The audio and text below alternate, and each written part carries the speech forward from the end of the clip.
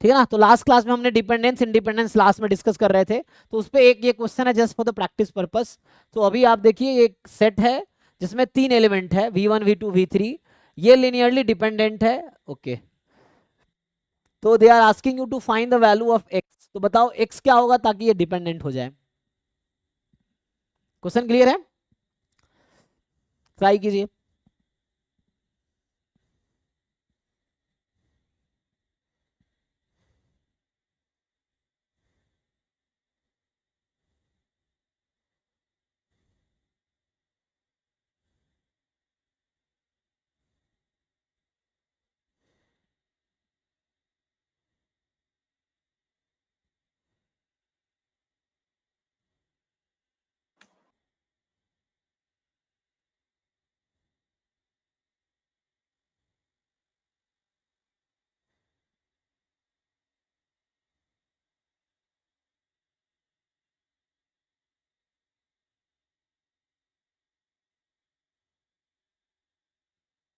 बता पाएंगे आप लोग, ट्राई कीजिए, बताइए।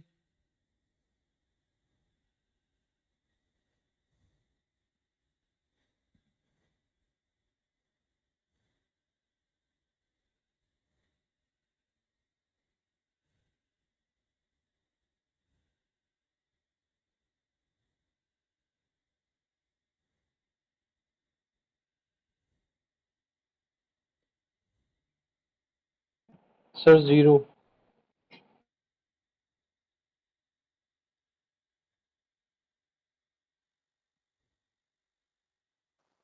सर 0 होगा।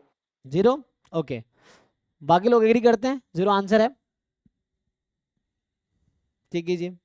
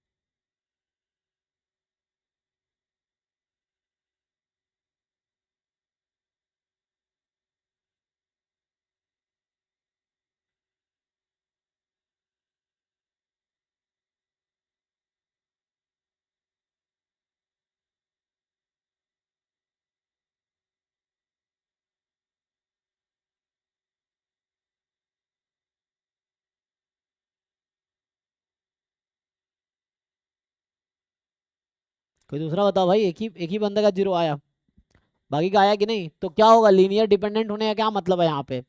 जस्ट 0 ही आ रहा है। ठीक है ना। सो लीनियर डिपेंडेंट होने का मतलब है कि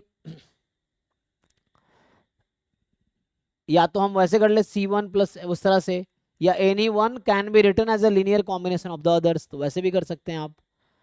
और नहीं तो आप वैसे करना, कई कई सारे ऑप्शन है ना। So any one can be written as a linear combination of the other, या चूंकि अगर ये वेक्टर याद है ना आपको क्या होगा, सो v1 v2 v3, this is linearly dependent set. तो इसका मतलब है इसमें जो लीनियर कॉम्बिनेशन होंगे तो एटलीस्ट वन जो होगा कोएफिशिएंट उसका नॉन जीरो होगा। If there exist C1 C2 C3 जिनमें से एटलीस्ट वन जीरो होगा, नॉट ऑल जीरो, है ना, यहाँ होगा not all zero, such that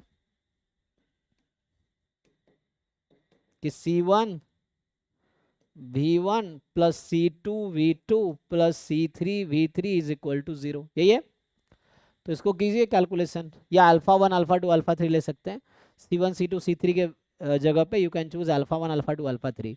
तो यहाँ से आप लिखेंगे, so C1 time x minus 1 0 plus C2 time 0 minus 1 x C3 time 1 minus 1 1 0 is equal to 0।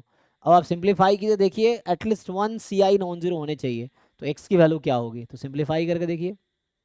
सो जब आप सिंप्लीफाई करेंगे तो पहला पहला टर्म एक साथ रख, जैसे यहाँ पे c1x minus c1x minus c1 0, यहाँ से लिखेंगे तो 0 माइनस c2x, फिर यहाँ आ जाएगा c3 minus c3 0।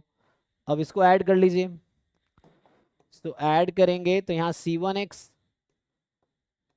Plus c3, दूसरा होगा minus c1x minus c2 minus c3, यहाँ से माइनस c1 प्लस, तो यहाँ से आ जाएगा minus c1 plus c2x plus c3, और दूसरा लिखेंगे तो यहाँ से आ जाएगा c2x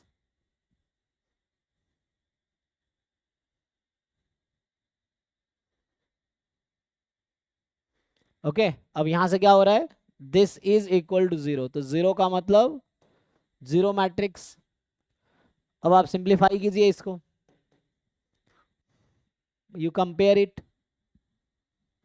तो क्या मिलेगा आपको यहाँ से c1x plus c3 is equal to 0, ऐसे मेरा ही। 1 आ हाँ मेरा -1 आ -1 कहाँ पे, x की वैल्यू फाइनल। अच्छा आपकी -1 आ रही है, ओके, एक किसी की 0 आई थी, आपकी -1 है, ठीक है।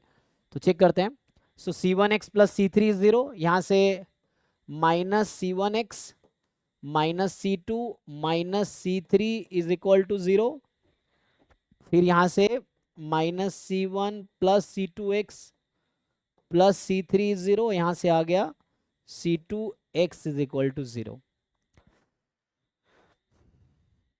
नाउ यू सिंप्लीफाई दिस, हम लोग इसको सॉल्व कर रहे हैं।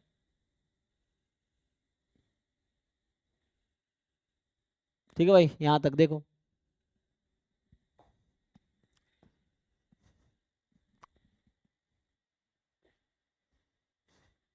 इसे 2 वेरिएबल में लिखते ज्यादा आसान था, लेकिन ठीक है अभी के लिए। अब सिंप्लीफाई करो इसको, जैसे यहाँ पे अगर आप लिखोगे, जैसे यहाँ से, तो पहला इक्वेशन है c1x प्लस c3 0, और यहाँ से आ जाएगा c1x plus c3 is equal to, है ना, इसको इधर भेज दो, माइनस c2, और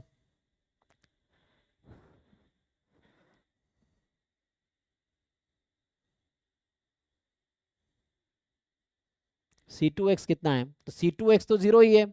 सो अगर इन दोनों का मैं कॉमन सॉल्यूशन लिख दूं, जैसे एक कह रहा है कि c2x इज 0 लास्ट वाला, और यहाँ पे minus c1 plus c2x plus c3 is 0, तो इस वाले को मैं यहाँ यूज कर लेता हूँ। तो तीसरा वाला जो इक्वेशन है ना, c2x को आप 0 रख दो, तो c1 बराबर c3 आएगा, यही आएगा यहाँ तक। अब c1 और c3 को इक्वल कर दीजिए। सो ये 4 इक्वेशंस हैं आपके पास, और कितने अननोन्स हैं, 4 अननोन्स हैं, c1 c2 c3 and x। सो अब c1 is equal to c3 रख दीजिए पहले दूसरे में, तो यहाँ होगा 1 plus x into c1 is equal to 0, दूसरे से आएगा c1 c3 इक्वल कर दो, so 1 plus x into c1 is equal to minus c2, और यहाँ से आ चुका है c2x is equal to 0, c1 is equal to c3 हमने यूज ही कर लिया ऑलरेडी, ओके, तो है ना, ये तो हमारे पास है ही ऑलरेडी। अब बताओ यहाँ से क्या होगा, तो यहाँ 2 पॉसिबिलिटी है, या तो 1 प्लस एक्स 0 होना है या c1 को 0 होना है।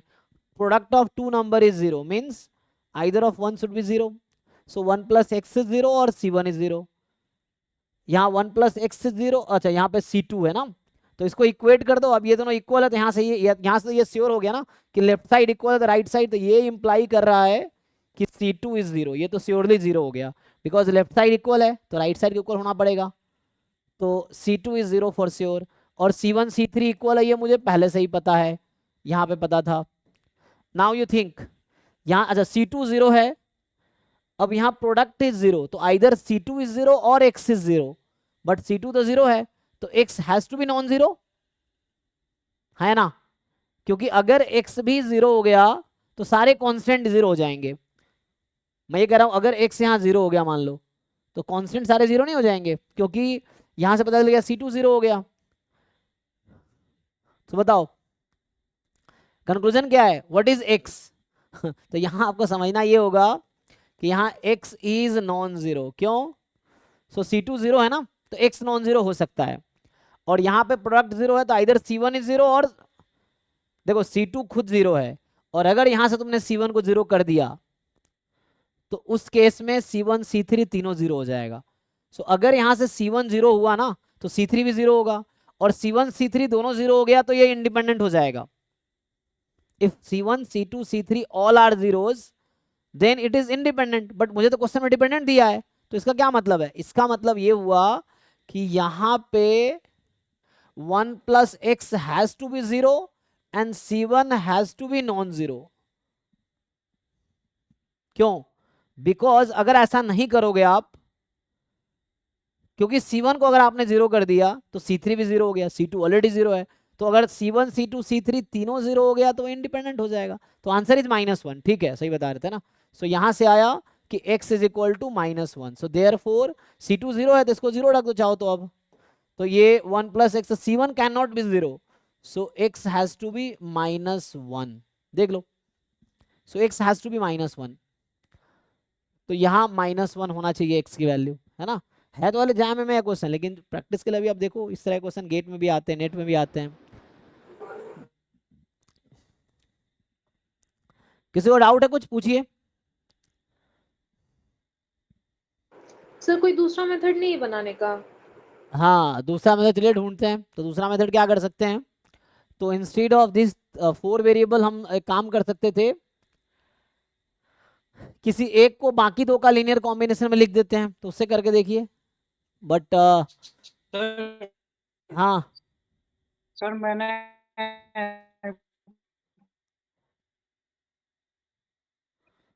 नहीं आपकी आवाज नहीं आई हर्ष।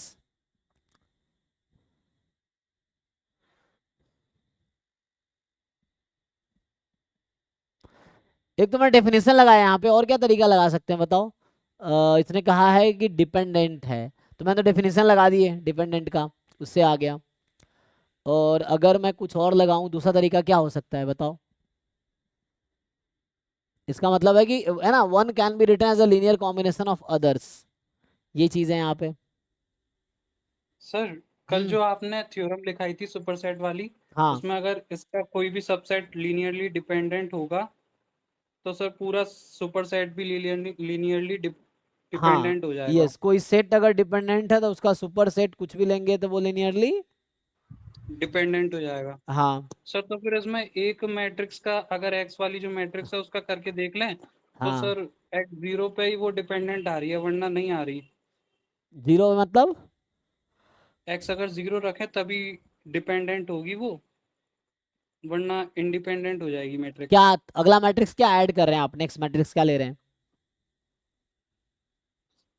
सर मैंने बस एक मैट्रिक्स ली, उसको डिपेंडेंट दिखा दिया तो फिर उसका सुपरसेट पूरा डिपेंडेंट हो जाएगा। नहीं नहीं, समझे नहीं आप।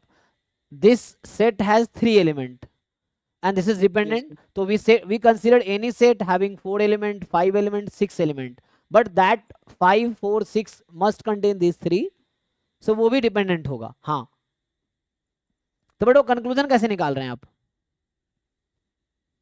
सर अगर इसमें से एक मैट्रिसेस लें, जैसे फर्स्ट वाली जो है एलिमेंट इसका, हाँ, उसको अगर डिपेंडेंट शो करा दिया एक्स इक्वल्स टू जीरो पे, नहीं नहीं नहीं, सो तो डिपेंडेंट फिर किसके साथ शो कराएंगे?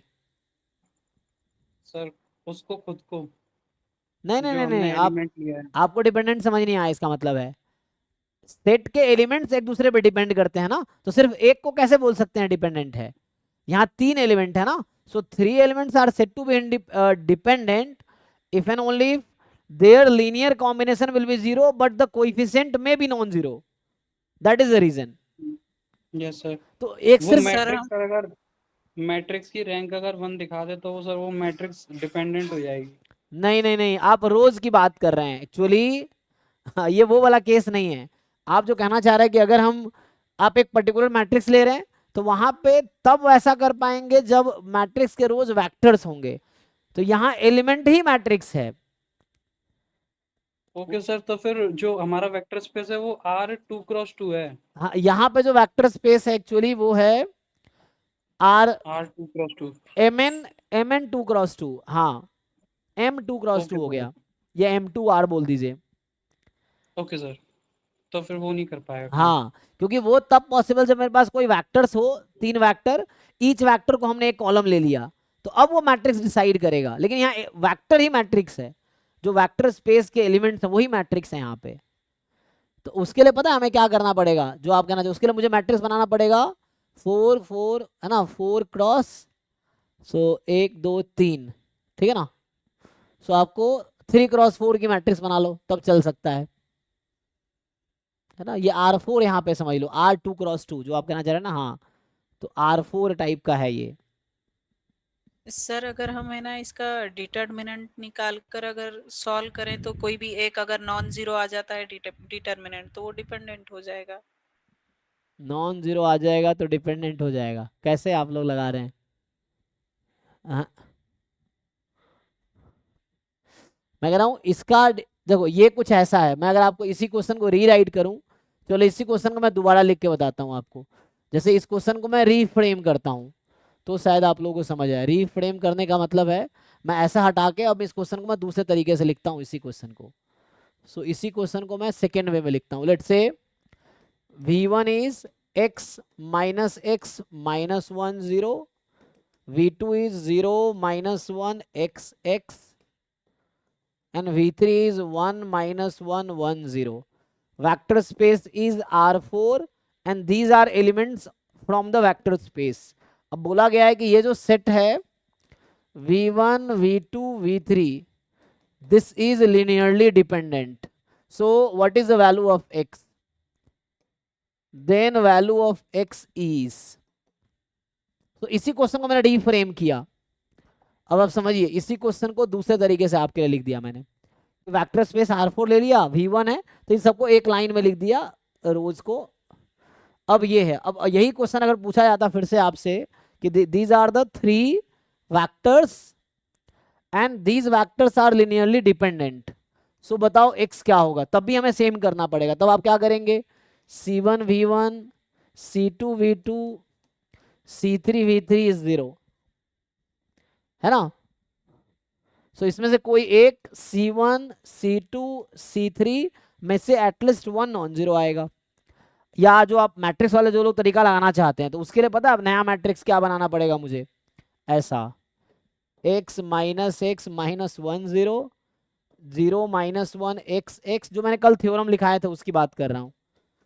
अब आप इस मैट्रिक्स का चेक कीजिए, रैंक अगर 3 हो गया ना तो इंडिपेंडेंट होगा, रैंक 3 से कम है तो डिपेंडेंट है। तो चलो इस तरीके से कर देता हूं, जो आप लोग करना चाहते हैं उससे आसान होगा। तो ऐसे जैसा आपने बोला ना वो रैंक वाला, तो वैसे करिएगा तो x की 2 वैल्यू आ जाएगी, 0 और -1। जैसे कोई भी 3 का मैट्रिक्स लेकर के उसका डिटरमिनेंट 0 करके करिएगा तो 2 वैल्यू आएगी। हाँ, तो अब हमें डिसाइड करना पड़ेगा कि कौन सा वाला हम सेलेक्ट करें, कौन सा रिजेक्ट करें, है ना। ठीक है, तो कैसे होगा?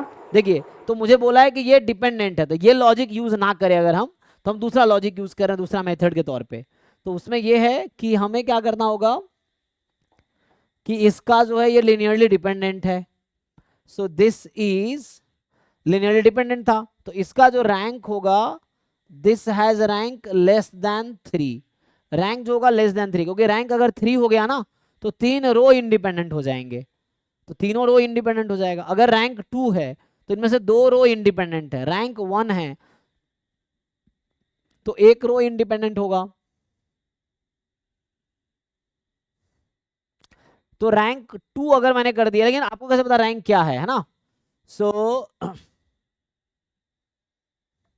अगर 3x3 के मैट्रिक्स का डिटर्मिनेंट, तो जितने भी 3x3 है उसका डिटर्मिनेंट 0 पुट कीजिए। देखिए इसका रैंक लेस देन 3, अब कुछ लोगों को रैंक शायद पता नहीं होगा तो मुझे उसके लिए बताना पड़ेगा। सो इसका रैंक लेस देन 3 है, तो मान लो रैंक 2 है अभी, क्योंकि रैंक 3 होगा तो ऑल 3 रोज आर इंडिपेंडेंट, जो कल मैं बता रहा था। सो मुझे बता रहा है कैसे देखे सर, रैंक लेस देन 3 जो आप बताएं। आपको रैंक का डेफिनेशन पता है जो अभी हम कल बता रहे थे, what is definition of rank of a matrix?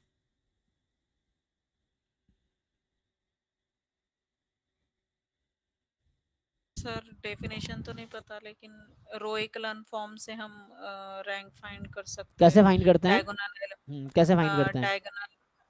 Diagonal element upper triangular matrix बनाकर उसको, और लोअर में पूरे जीरो होने चाहिए, डायगोनल के नीचे पूरे जीरो होने नंबर ऑफ चाहिए। नॉन जीरो रो को बोलेंगे rank, number of non zero row in what? Row echelon form. तो इसका क्या मतलब है कि उस मैट्रिक्स में so number of linearly independent हाँ, number of linearly independent columns और number of linearly independent row in any matrix. So हम ये बोल रहे हैं कि v1 v2 एंड v3 ये तीन वेक्टर है। So all three are independent if and only if this matrix will have rank 3। So rank 3 means 3 rows are independent. ये डेफिनेशन रैंक का डेफिनेशन है, number of linearly independent rows और number of linearly independent columns, this is the rank definition. ठीक है, वो रो echelon form में बाद में कैलकुलेट करते हैं तो वो अलग चीज है, डायरेक्ट डिफाइन करना तो ऐसे। हाँ बोलो। सर जी ये जो 3x4 मैट्रिक्स है सर, इसकी फुल कॉलम रैंक तो कभी नहीं होगी। जी, क्योंकि रैंक होता है mn में से जो छोटा है उससे ही कम या उतना हो सकता है मैक्सिमम। जी सर तो फिर इसका एक सॉल्यूशन तो नल स्पेस में होगा, जो नल स्पेस R4 में होगा। जी, सर तो ये तो हमेशा लीनियरली डिपेंडेंट आएगा R4 में। नहीं नहीं नहीं नहीं, आप समझे नहीं। आप इसकी बात करिए, v1 v2 v3 v4 की बात कर रहे हैं, हम उसकी बात नहीं कर रहे हैं। We are talking about okay, rows, we are talking about just rows, not columns. Okay sir. Sir ये पूछ रहे थे कि बिना रो इक्लोन फॉर्म में कन्वर्ट किया, आप कैसे डायरेक्ट देख के बता दिए कि रैंक लेस देन 3? क्योंकि आपको रैंक का डेफिनेशन नहीं पता है, मुझे डेफिनेशन पता है इसलिए मैंने बता दिया। ये तो मैं कह रहा हूँ कि आपको रैंक का डेफिनेशन नहीं आता इसलिए आपको नहीं समझ आ रहा है, मुझे रैंक का डेफिनेशन पता है इसलिए मैं कह रहा हूँ। मैं कह रहा हूँ क्वेश्चन में कि भी है ना किस, सर, अरे एक मिनट रुको, मैं ये कह रहा हूँ किसी मैट्रिक्स का रैंक आर है, इसका मतलब है कि matrix has exactly R number of linearly independent rows. किसी मैट्रिक्स का रैंक आर है, इसका मतलब है matrix has exactly R number of linearly independent columns. तो ये मुझे पता है डेफिनेशन, इसलिए मैं कह रहा हूँ, आपको नहीं पता इसलिए आपको समझ नहीं आ रहा है, सिंपल सा लॉजिक है। अब जितना ज्ञान होगा उतना ही यूज करोगे ना, ये चीज है। मैं फिर से रिपीट कर रहा हूं, हमें बता रखा है कि ये डिपेंडेंट है, डिपेंडेंट होने का मतलब इंडिपेंडेंट नहीं है। So all three are not independent. So all three independent होता तो इस मैट्रिक्स का रैंक 3 होता, because definition of rank is number of linearly independent row is equal to rank of the matrix. So इस matrix का rank 3 बोलेंगे if and only if all 3 rows are independent. पर question बता रखा है कि इंडिपेंडेंट नहीं है, तो इसका मतलब इसका रैंक 3 नहीं है, तो इसका मतलब रैंक 3 से कम होगा। ठीक है भाई, तो 2 होगा, 1 होगा। तो रैंक 2 मान लो, अभी रैंक 2 है तो 2 के लिए क्या होगा, क्योंकि इसका रैंक 3 नहीं है, so you consider any 3x3 sub matrix, उसका डिटर्मिनेंट 0 ही होगा। तो करके देखो जरा, जैसे x minus x minus 1, 0 minus 1 x 1 minus 1, इसको 0 पुट करो, बताओ x की वैल्यू क्या होती है। This is a 1 3x3 sub matrix. दूसरा मैं लिखता हूं फर्स्ट सेकेंड है ना, सो x minus x 0, 0 minus 1 x -1 आ जाएगा सर। ठीक है, इसको भी 0 पुट करो। So you consider any 3x3 sub matrix, determinant has to be 0। Why has to be 0? Because rank 3 नहीं है। सो रैंक 2 है, तो अगर रैंक r है किसी मैट्रिक्स का ना, तो इसका मतलब है कि there exist an r cross r sub matrix जिसका डिटर्मिनेंट नॉन जीरो होगा। If rank is r means r से लार्जर ऑर्डर का कोई भी स्क्वायर सब मैट्रिक्स लूंगा उसका डिटर्मिनेंट 0 ही आएगा। सो चूंकि इसका रैंक 3 से कम है, तो मैं 3x3 का कोई भी सब मैट्रिक्स लूंगा तो उसका डिटर्मिनेंट 0 ही आएगा। ठीक है, so you put it equal to 0, put it equal to 0। एक और लिख देता हूं, minus x minus 1 0 minus 1 x x minus 1 1 0, this is equal to 0। क्या किया मैंने, एक बार पहला दूसरा तीसरा कॉलम लिया, एक बार पहला दूसरा चौथा कॉलम लिया, एक बार दूसरा तीसरा चौथा कॉलम लिया, तो 4c3 4c1 4 बनेंगे कॉम्बिनेशन। सो 1 2 3 1 2 4 2 3 4 1 3 4, सो 1 3 4 कर लो।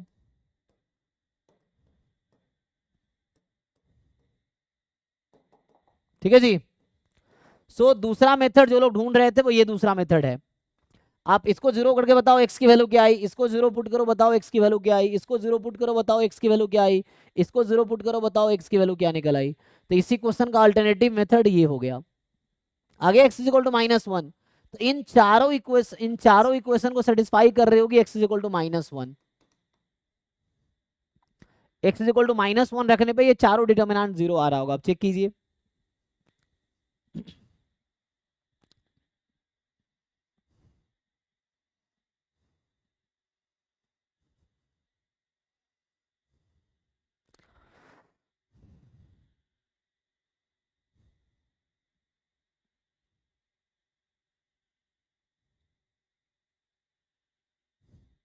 क्लियर है जी। तो ये दूसरा मेथड हो गया ये। चलिए आगे बढ़ते हैं, है ना। तो एक अप्रोच ये है इस तरह से, इसी का अल्टर ये अप्रोच भी था, एक अप्रोच ये था। दूसरा अप्रोच इन वेक्टर्स को एज मैंने कॉलम लिख दिया। सो ये तीनों इंडिपेंडेंट होता तो रैंक 3 होता, तो डिटरमिनेंट नॉन जीरो होता। रैंक में हालांकि पढ़ाऊंगा डिटेल में आगे, लेकिन अभी यूज कर रहा हूं just to have alternative method to solve this question, इसीलिए। ठीक है।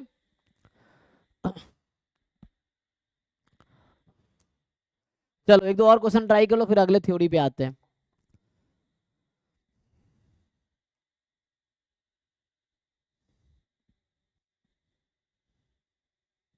अच्छा ये ट्रू फॉल्स चुनना है, तो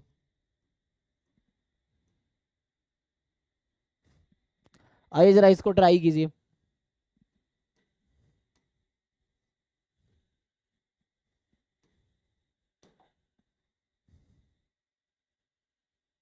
देखो, तो क्वेश्चन सॉल्व करोगे ना तो आपको एग्जैक्टली समझ आएगा कि आपके अंदर उतनी एबिलिटी कुछ ही, क्योंकि डेफिनेशन थ्योरम्स पढ़ोगे बुक में आपको लगेगा सब आता है, क्वेश्चन करोगे आपसे नहीं होगा। तो आपको फिर समझना है क्वेश्चन क्यों सॉल्व नहीं हो रहा है। क्वेश्चन में कई सारी अप्रोच एक साथ यूज हो जाती हैं अलग अलग, तो क्वेश्चन सॉल्व करोगे तभी समझ आएगा कि आपके क्वेश्चन सॉल्व करने का जो एबिलिटी है वो कितना ठीक है ना। देखिए जैसे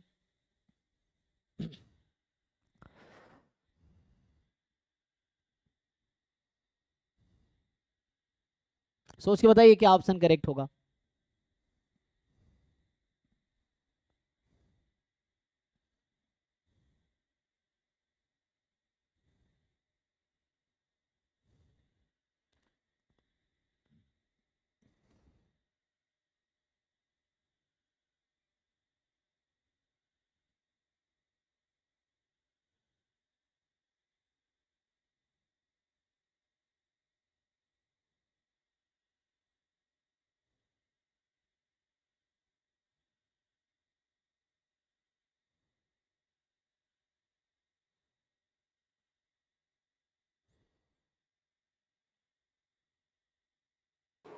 ऑप्शन बी होगा।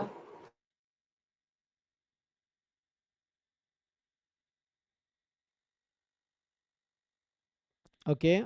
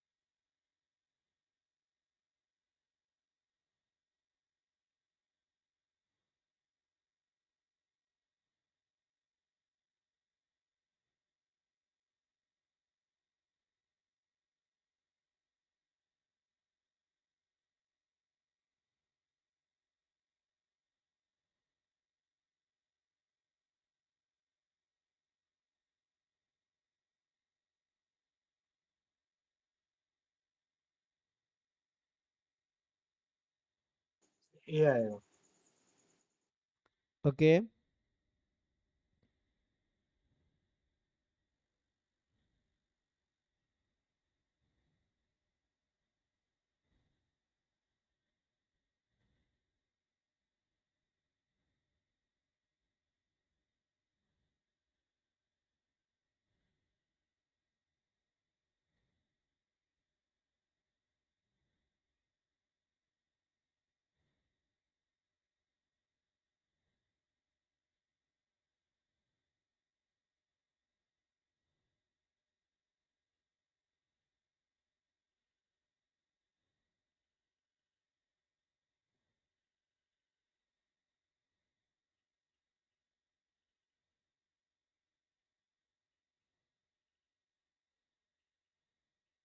सर सी।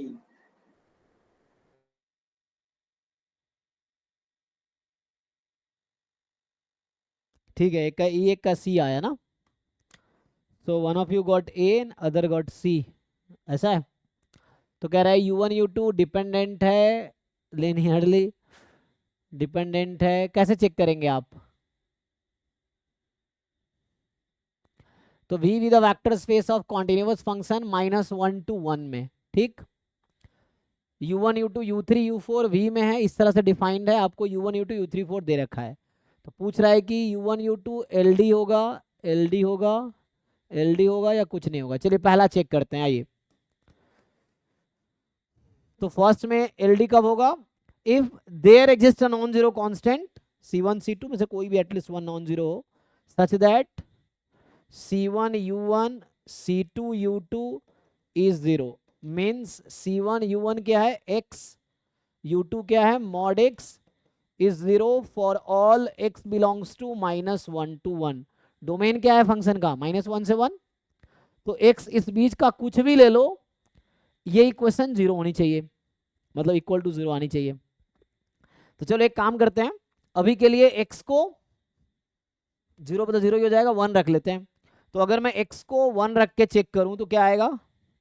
या जैसे मैं कहना चाहता हूं ये कि व्हेन X इज पॉजिटिव, तो ये बन जाएगा C1X plus C2X is zero.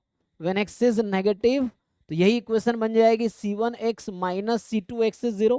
किसी को डाउट है? X negative mod X is minus X, X positive mod X is X। So now you solve this equation, दोनों इक्वेशन को सॉल्व करके C1 C2 निकालिए। 0 0। तो अभी सर आप चाहो C2 वाला पॉजिटिव हो जाएगा ना, C1 वाला टर्म नेगेटिव होगा। एक को 1 रखो, एक को -1 रखो तो बेटर रहेगा, क्योंकि this equation holds for any x belongs to this.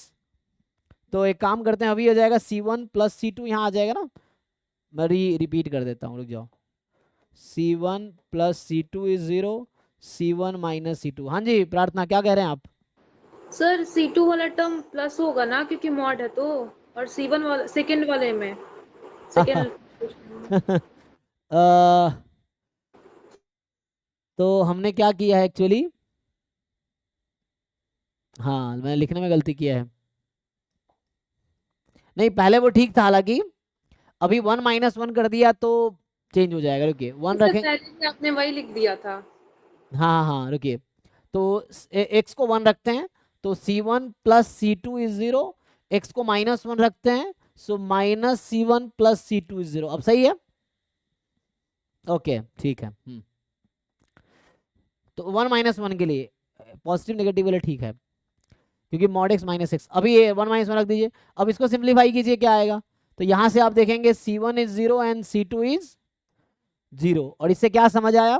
Add कीजिए इन दोनों को, तो C2 0 C1 0। इससे ये समझ आया कि ये जो सेट दे रखा है U1 U2 वो एक्चुअली लीनियरली इंडिपेंडेंट है, क्योंकि एक भी नॉन जीरो तो आया ही नहीं। तो डिपेंडेंट कब होता? जब at least one of the constant is non zero. तो ये तो दोनों जीरो आ गया, सो मींस पहला ऑप्शन तो गलत है। किसी को डाउट है? This equation holds for any x belongs to -1 to 1। तो मैंने दो नंबर चूज किए, 1 और -1। आप चाहो तो -1/2 प्लस 1/2 चूज करो, तब भी आंसर यही होगा। एट द एंड मुझे C1 C2 निकालना है, और both are zero means they are independent. Same thing you do for this क्या समझे जी? थर्ड वाला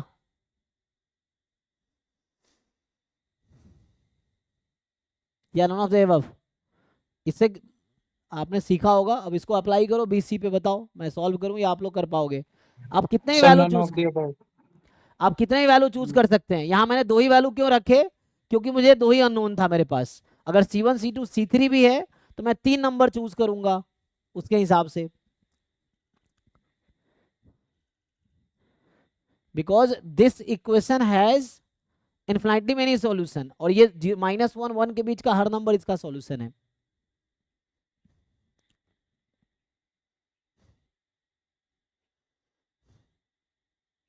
U1 U2 इंडिपेंडेंट है तो ये दोनों का कोई भी कॉम्बिनेशन इंडिपेंडेंट ही होगा।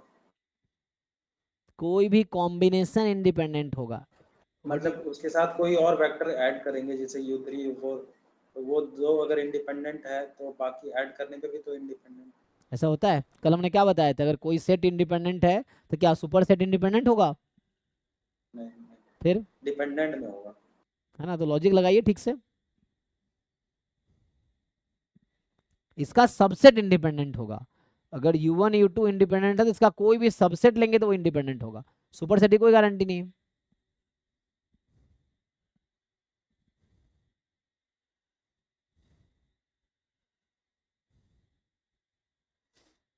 मैं चेक करूं भाई कि चेक कर पाओगे? U2 U3 चेक करो।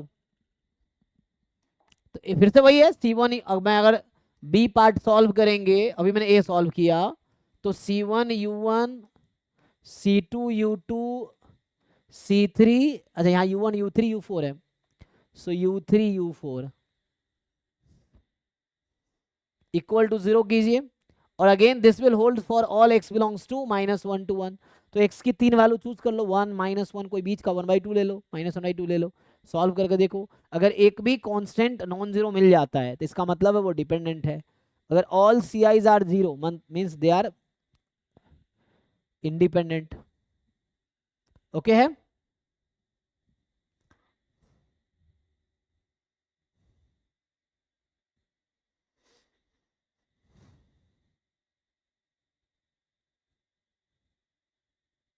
सर मुझे एक डाउट पूछना था। हाँ बोलिए। ये जो फर्स्ट केस आपने प्रूफ किए ना सर, इसमें हाँ मॉड एक्स है, मॉड एक्स की वैल्यू एक पॉजिटिव होती है और एक निगेटिव, तो यहाँ पर सिर्फ एक ही लीनियर कॉम्बिनेशन क्यों लिए सर? सेकंड वन क्यों नहीं ले सकते हम? जैसा अब मैंने 1 रख दिया, ठीक है, मॉड एक्स की वैल्यू मैंने ली +x और -x, तो ये व्यू से सर 2 लीनियर कॉम्बिनेशन बनेंगे ना, तो तब C1 = C2 हो जा रहे हैं सर। तो है, तो यहाँ पे वही जो आप कह रहे हैं वही तो किया हमने यहाँ पे।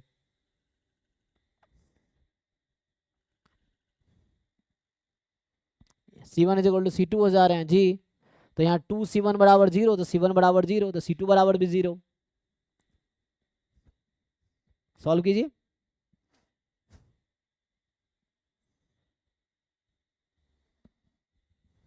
सर हाँ ऑप्शन बी के लिए हम U4 को लीनियर कॉम्बिनेशन ऑफ U1 और U3 भी लिख सकते हैं।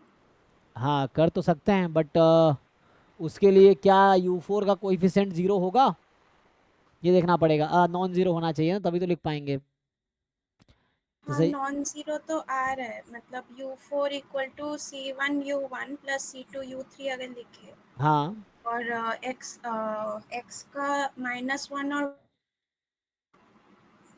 तो आ रहा है शायद। तो उससे भी आंसर तो वही होना चाहिए। आप जो कर रहे हैं वो मैं भी करूंगा तो होना वैसे ही चाहिए। देखिए हाँ, मैं, तो लीनियरली डिपेंडेंट आ रहा है। अच्छा ठीक है। सो जैसे U1 हमारे पास है C1 U1 + C2, मान लीजिए अभी C3 U3 कर देते हैं, या C2 time U3 + C3 time U4 = 0। सो U1 मेरे पास था, सो U1 was x, है ना। सो U1 is x,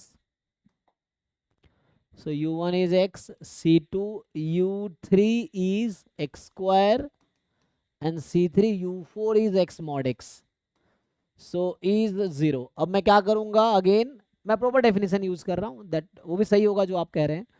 तो वहां से क्या होगा, C1 C2 C3, तो मैं x की वैल्यू अभी के लिए 1 रख दूं तो क्या इक्वेशन बनेगी c1 because this equation holds for all x belongs to domain of this function.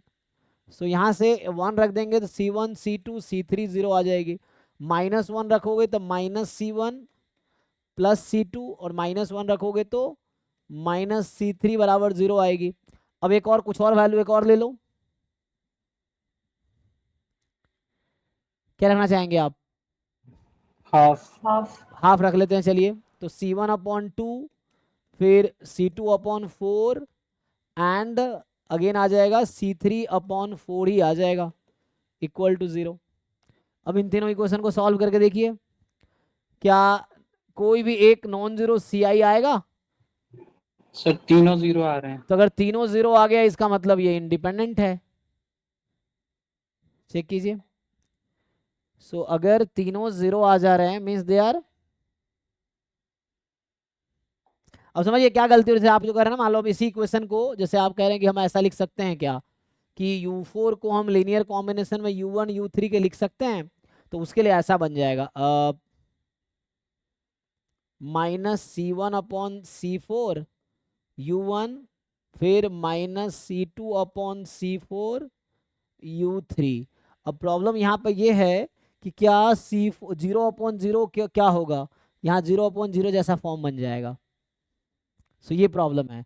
तो एक्चुअली ये इंडिपेंडेंट है तो आप इसको लिख नहीं पाएंगे linear combination of other two, तो ये भी गलत है इसका मतलब। सिमिलरली अगर आप सी ऑप्शन चेक करते हैं तो क्या आएगा, ये भी इंडिपेंडेंट आ रहा होगा, क्या आएगा जी?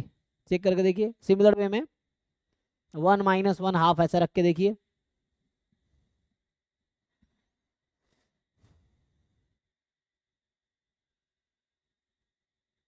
होगा, चेक कर लीजिए।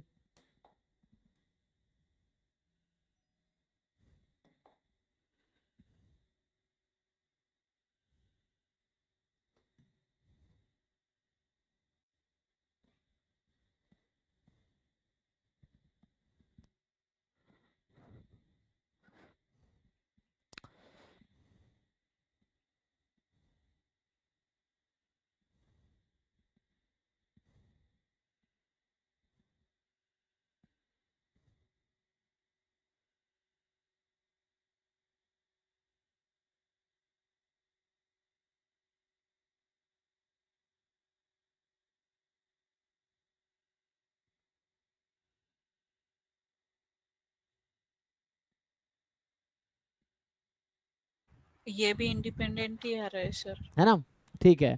तो ये भी गलत है, इसका मतलब इसमें डी ऑप्शन सही है, none of this, none of the above. ठीक है ना, तो इस तरह से आप डिपेंडेंट इंडिपेंडेंस वाले क्वेश्चंस ट्राई कीजिए, बहुत सारे क्वेश्चंस हैं इसमें। मेनली जैम गेट नेट के PYQs ढंग से 2-3 बार रिवाइज करके सॉल्व कर लीजिए, और जो डाउट है वो पूछिए, अभी भी पूछ सकते हैं जिन लोगों ने ट्राई किया हो, नहीं तो आप डाउट क्लास में 11 से 12 में पूछिए। चलो आगे बढ़ते हैं, थोड़े से अब अगले टर्म पे आते हैं। तो जो अगला टर्म है, सो हमने जो डेफिनेशन लिखे थे ना, सो लीनियर स्पैन इंडिपेंडेंस। अभी आते हैं बेसिस और डायमेंशन पे। तो बेसिस का डेफिनेशन क्या है? So now the question is basis of a vector space और सब स्पेस, है ना, इसको डिफाइन करना है। सो what is definition of basis of a vector space या सब space? So let V be a vector space and S कोई सबसेट है V का। तो अगर मैं ऐसा बोलूं कि set S is basis of vector space V if and only if, कोई बताइए क्या डेफिनेशन है? सर जब वो ना एस वी को स्पैन भी कर दे और जो एस है ना वो इंडिपेंडेंट भी हो। हाँ, तो दोनों कंडीशन एक साथ हो जाए। सो लीनियरली इंडिपेंडेंट हो और साथ में स्पैनिंग सेट भी हो। सो डेफिनेशन जो है ना, सो यहाँ पे जो है, ठीक है ना, तो हमने कल लिखा था स्पैनिंग सेट हो या जनरेटिंग सेट हो, और जो लीनियरली इंडिपेंडेंट। डेफिनेशन में दो कंडीशन है। पहला कंडीशन है कि if and only S is a linearly independent set and जो स्पैन S हो वो V के इक्वल आ जाए।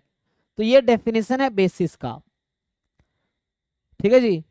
सो S क्या हो, लिनियरली इंडिपेंडेंट सेट हो, और दूसरी बात स्पैन S V के इक्वल आ जाए। एग्जांपल के लिए लेट्स से वेक्टर स्पेस अभी के लिए R स्क्वायर है, तो जैसे मैं पूछूं कि which of the following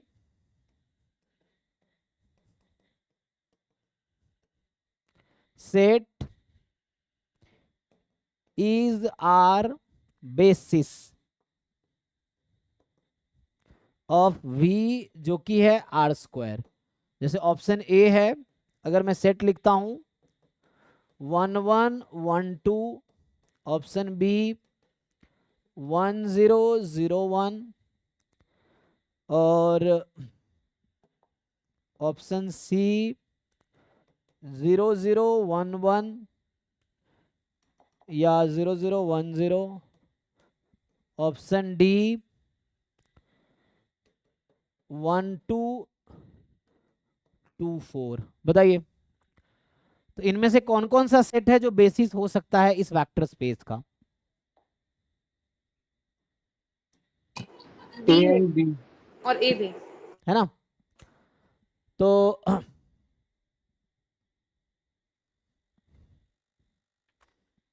so आपको ये डिसाइड करना पड़ेगा कि इन चारों में से कौन सा सेट है जो लिनियरली इंडिपेंडेंट भी है एंड दूसरी कंडीशन है कि वो स्पैन भी कर रहा होगा वेक्टर स्पेस को।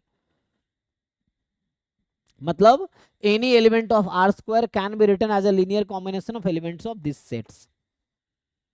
तो ऐसा क्या है? Sir A B. A B है ना?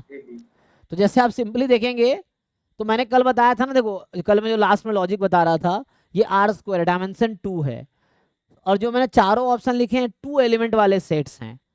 सो अगर वेक्टर स्पेस आपको यहां से दिख रहा है कि डायमेंशन 2 ऐसे दिख रहा है, तो अगर डायमेंशन 2 है ना तो 2 सेट वाले कोई भी, जो 2 एलिमेंट वाले कोई भी सेट अगर इंडिपेंडेंट होगा तो वो स्पैन भी करेगा, अगर स्पैन कर रहा है तो इंडिपेंडेंट होगा।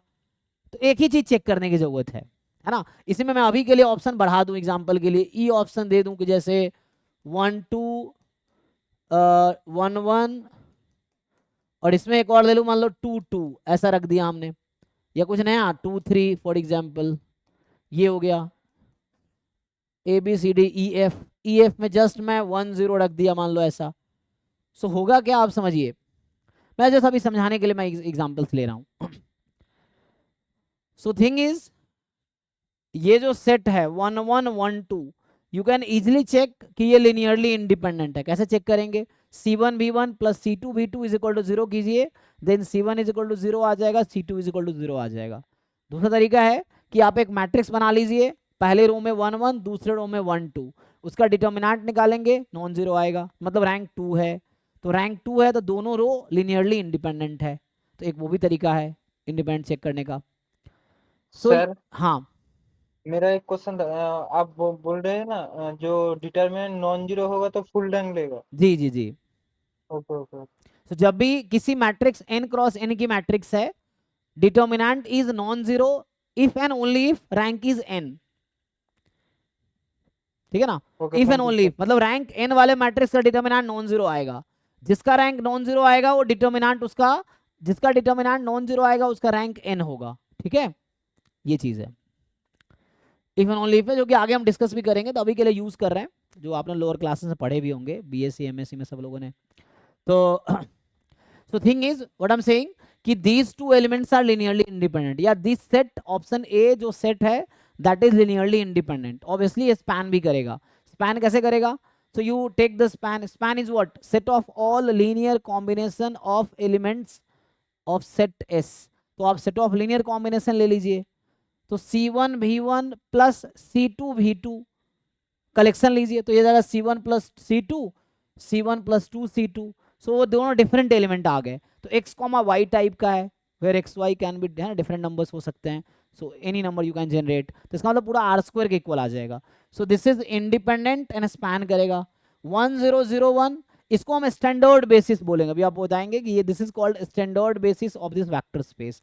So every vector space has one standard basis जिसको फ्रिक्वेंटली यूज करते हैं. मतलब बेसिस तो अनकाउंटेबल कितने भी हो सकते हैं, basis is not unique, but एक स्टैंडर्ड बेसिस होता है जो बहुत बेसिक सा एलिमेंट होगा that will generate this.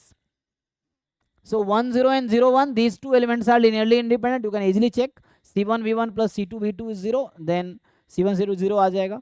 And this will span also. अब देखोगे तो ये span लोगे तो C1 C2 का collection आएगा, where C1 is real number, C2 is real number. So means it will generate. So ये basis है. यहाँ पे 3 elements आ गया, तो वेक्टर स्पेस का डायमेंशन 2 है. So 2 से ज्यादा एलिमेंट वाला कोई भी सेट लोगे ना तो दैट इज श्योरली डिपेंडेंट ही होगा. What I am saying, this vector space has dimension 2. मैं ऐसे ही बता रहा हूं अभी अजम्पशन के बेस पे कि डायमेंशन 2 है. तो you take any set that have element more than 2 if a vector space has dimension n.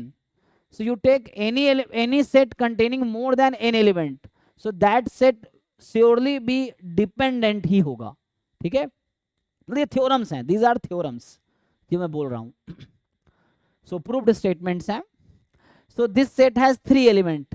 So this set is linearly dependent set, or these elements are linearly dependent. C1 V1, C2 V2, C3 V3 को equal put करेंगे तो क्या आएगा आपके पास, C1 C2 C3 में से at least 1 element non zero आएगा. ठीक है, so this cannot be the basis. For the basis के लिए 2 क्राइटेरियाज हैं. It has to be independent and it has to be spanning set. So this is not independent. यहाँ पे आइए 0 0 1 0, हमने लास्ट क्लास में लिखा था कि any set that contains 0 vector is always linearly dependent. Any set that contains 0 vector is always linearly dependent set. So this is not linearly independent. So that's why it cannot be the basis. 1 2 2 4. So if you see there, एक तरीका है कि C1 V1 plus C2 V2 is equal to 0 put करोगे, so you will get C1 C2 both non-zero. At least one you can find non-zero combination, or directly you can say कि इसका just multiple है. So 2 4 is just multiple of 1 2. So they are multiple of each other. तो अगर ये दो vector एक दूसरे का मल्टीपल है, अगर ये दो वेक्टर एक दूसरे का मल्टीपल है तो इसका मतलब ये हो गया कि डिपेंडेंट सेट है, और ये डिपेंडेंट सेट है तो it can not B basis. ये सिंगलटन सेट है. अब मैं फिर से बोल रहा हूं, किसी वेक्टर स्पेस में ये इंडिपेंडेंट है, so this is independent set but this will not span the vector space. क्यों? अगर मैं लिखूंगा है ना C1 टाइम V1 तो ये जस्ट C1 0 हो जाएगा. So it will not span every element in the R square. जैसे 1 2 जनरेट नहीं कर पाएगा ये, क्योंकि इसका लीनियर कॉम्बिनेशन कभी 1 2 जनरेट ही नहीं कर पाएगा. So this can not span the R square. So means ये इंडिपेंडेंट तो है बट ये स्पैनिंग सेट नहीं है. तो अगेन मैं क्या बोलना चाह रहा हूँ कि अगर वेक्टर स्पेस का डायमेंशन यहाँ 2 है, सो 2 से कम एलिमेंट वाला कोई भी सेट लोगे ना तो वो कभी स्पैन नहीं कर पाएगा वेक्टर स्पेस को. मतलब इफ वेक्टर स्पेस है dimension n, so you choose any set that has less than n element, so that will never span the vector space. ना ये रिजल्ट है. n से ज्यादा एलिमेंट लोगे so they will fail the independent condition. n से क्या बोले? n से कम एलिमेंट लोगे so they will fail the spanning condition. क्या बोल रहे हैं? ई के बारे में क्या बोले सर? ई ऑप्शन ई में C1 C2 C3 के बारे में क्या बता रहे थे?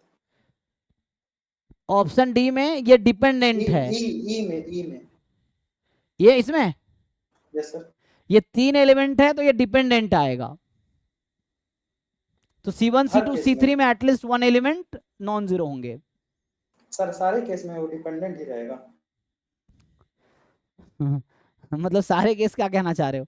मैं बोल रहा हूँ आर स्क्वायर में, आर स्क्वायर अगर वेक्टर स्पेस है सो 3 element 4 element 5 element 6 element 10 element 2 element से ज्यादा वाला कोई भी सेट लोगे ना वो डिपेंडेंट ही होगा. ठीक है, तो हर केस में होगा इस वेक्टर स्पेस के लिए. सो आप कोई भी सेट बना लो जिसमें 3 एलिमेंट है वो डिपेंडेंट ही होगा. किसके एलिमेंट बनाओगे? हाँ, रीजन क्या बता रहे थे सर? रीजन है क्योंकि ये आर स्क्वायर है. आर स्क्वायर का मतलब डायमेंशन 2 है, इसीलिए।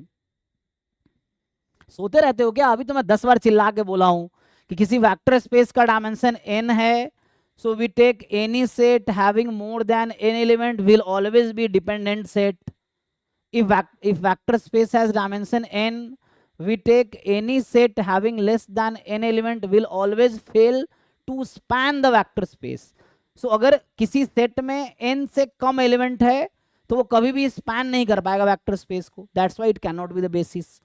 किसी भी वेक्टर स्पेस में n से, किसी भी सेट में n से ज्यादा एलिमेंट है, so that can not B linearly independent. n क्या है? n डायमेंशन है वेक्टर स्पेस का, मैं ये बोल रहा हूँ। सर ऑप्शन डी में अगर स्पैन का डेफिनेशन लगाएंगे तो वो तो वी के इक्वल आएगा ना सर? स्पैन हो जाएगा लेकिन इंडिपेंडेंट वाला फेल हो जाएगा। हाँ स्पैन नहीं तो अभी सर आप एक और थ्योरम बोल रहे थे कि अगर आर स्क्वायर है और अगर एलिमेंट भी 2 है तो अगर स्पैन करेगा तो फिर वो डिपेंडेंट है, सॉरी वो इंडिपेंडेंट भी होगा ऐसा।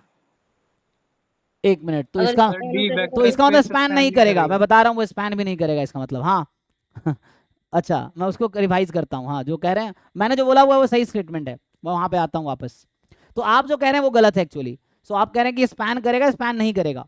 चलो मैं एग्जांपल देता हूँ, आप इन दोनों के लीनियर कॉम्बिनेशन से 1 1 बना के दिखाओ, बन जाएगा?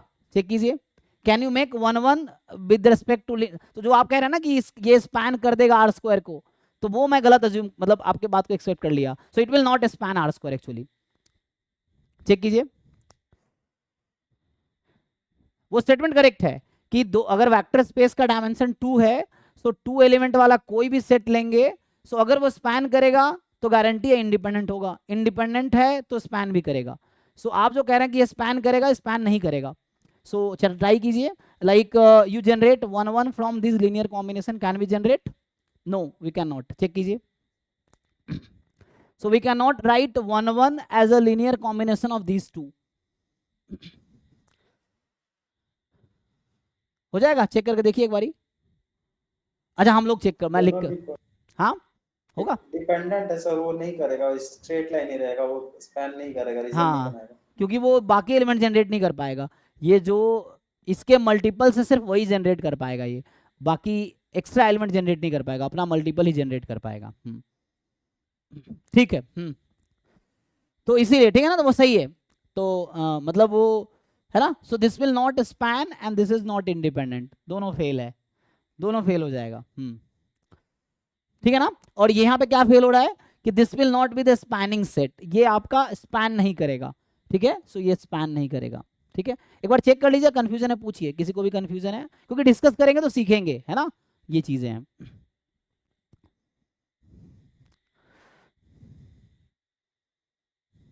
मैं अगला एग्जांपल लिखता हूं, देखो। तो ये तो हो गया सिंपल आर स्क्वायर का एक एग्जांपल।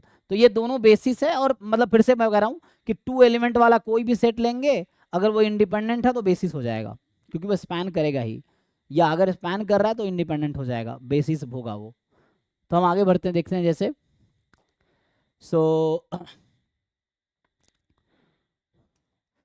जैसे एक दो और एग्जाम्पल लिखो। जैसे यहाँ पे लिखूँ मैं, अगर let's say vector space is, so vector space is P2R। P2R का मतलब क्या हो गया?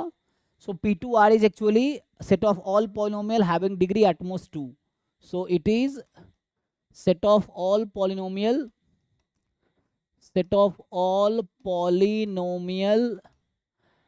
having degree at most 2, degree at most 2. So ये हो जाएगा set of all polynomial having degree at most 2, at most 2 degree होगी। तो जैसे मैं बेसिस पूछ रहा हूँ आपसे, क्या होगा?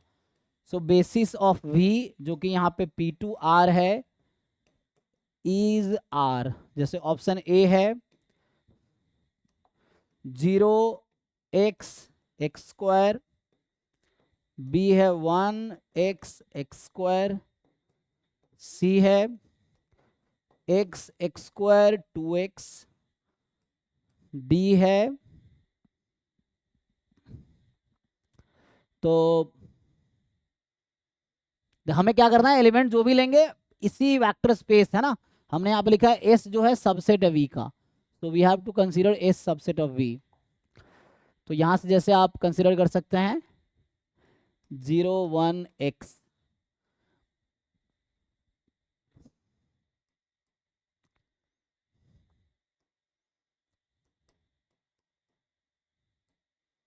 या 1 2 x x है ना, इस वाले ये काम यहाँ सिर्फ 1 x सिर्फ ये ले लो, बी होगा। ठीक है ना। और यहाँ पे जैसे मैं 4 एलिमेंट ले लेता हूँ, बेटर है।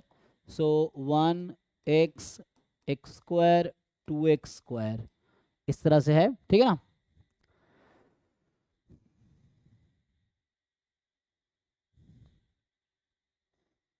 थोड़े नॉन ट्रिवियल से अगर एग्जांपल लिखने की कोशिश करूं तो ऐसा होगा जैसे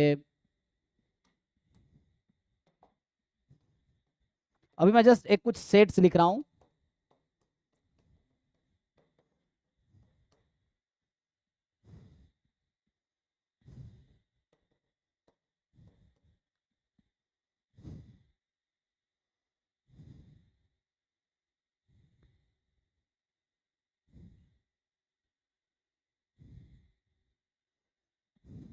चेक कीजिए। तो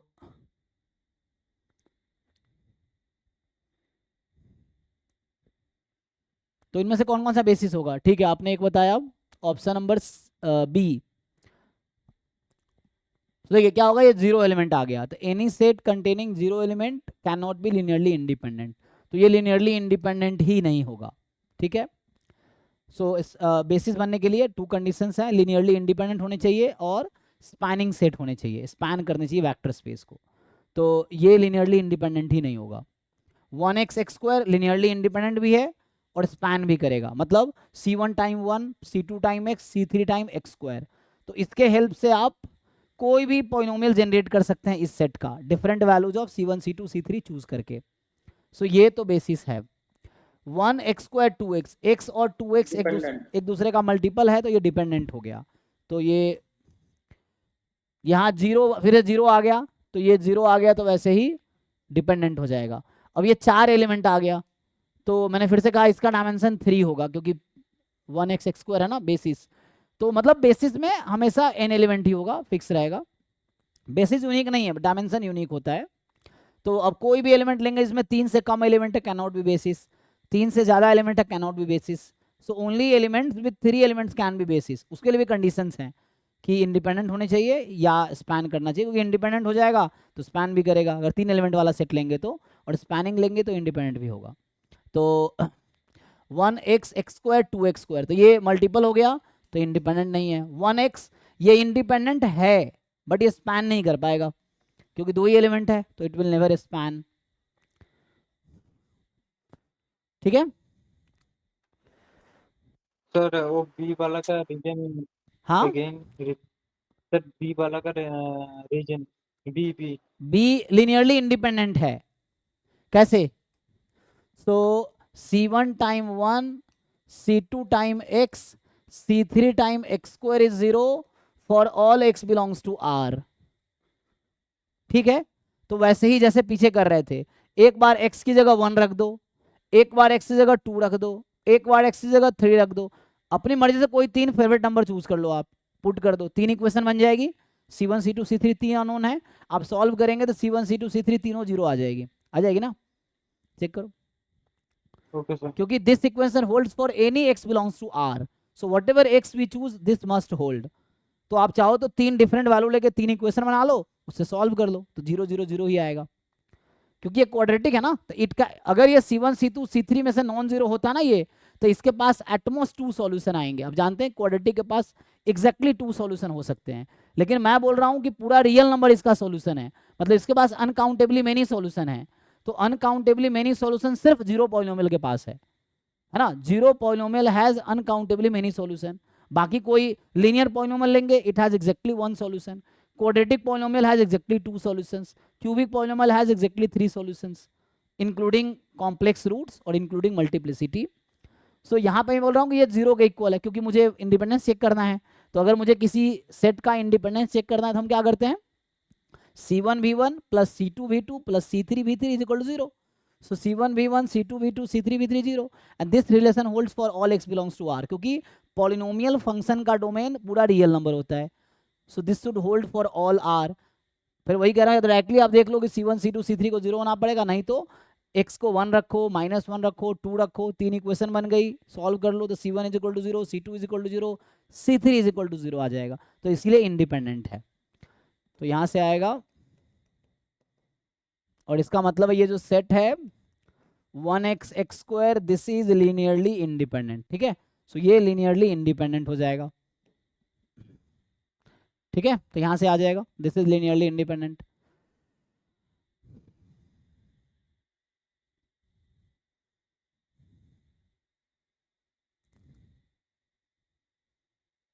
सर जी, अभी आप बता रहे थे कि इसका पॉलिनोमियल का डायमेंशन जो है वो 3 होगा, अगर n ऑर्डर का होगा तो उसका डायमेंशन n+1 होगा क्या? नहीं, हाँ क्वाड्रेटिक है ना, तो क्वाड्रेटिक है तो डिग्री 3 है, क्योंकि 1x x स्क्वायर. हाँ, अगर n डिग्री का पॉलिनोमियल डायमेंशन n+1 होगा जी, क्योंकि 1x x square x³ up to x की पावर n तक जाएगा. तो कितने एलिमेंट हो गए, तो 1x की पावर 0 है, तो 0 से n तक n+1 नंबर है. हाँ, सो अगर set of polynomial having degree at most n लेंगे तो उसका जो डायमेंशन है वो n+1 होगा जी. एटलीस्ट के लिए नहीं आता है क्या सर? नहीं, एटमोस्ट मतलब ये है कि मैक्सिमम पावर 2 तक जाएगा. एटलीस्ट करेंगे तो फिर इन्फिनाइट पावर तक जा सकता है. अगर आप कहेंगे एटलीस्ट 2 डिग्री है तो डिग्री 2 भी हो सकती है, 3 भी हो सकती है, 4 भी, 5 भी, 6 भी, इन्फिनिटी तक चली जाएगी. तो फिर डिग्री इन्फिनिटी हो जाएगी. फिर उस केस में फिर वो इन्फिनाइट डायमेंशन वेक्टर स्पेस हो जाएगा. ठीक है सर. तो ओके जी, बताइए जी के बारे में. जी इज बेसिस और नॉट, ये जो लास्ट ऑप्शन लिखा है G option, is it a basis और not? Not basis, linearly dependent है. अच्छा, डिपेंडेंट है, तो डिपेंडेंट है तो बेसिस नहीं बनेगा. चेक कर लीजिए बाकी लोग. तो इसका एक और तरीका है, आप डिटर्मिनेंट निकाल सकते हैं. सो 1 1 1 1 2 3 3 1 -1. चेक कीजिए, अगर ये डिटर्मिनेंट 0 आ गया मतलब डिपेंडेंट है, डिटर्मिनेंट नॉन 0 आया तो इंडिपेंडेंट है. निकालिए, कोएफिशिएंट लिख दिया मैंने. तो अगर ये डिटर्मिनेंट नॉन 0 आया तो इंडिपेंडेंट होगा, 0 आया तो डिपेंडेंट होगा. चेक करके बताइए क्या आ रहा है.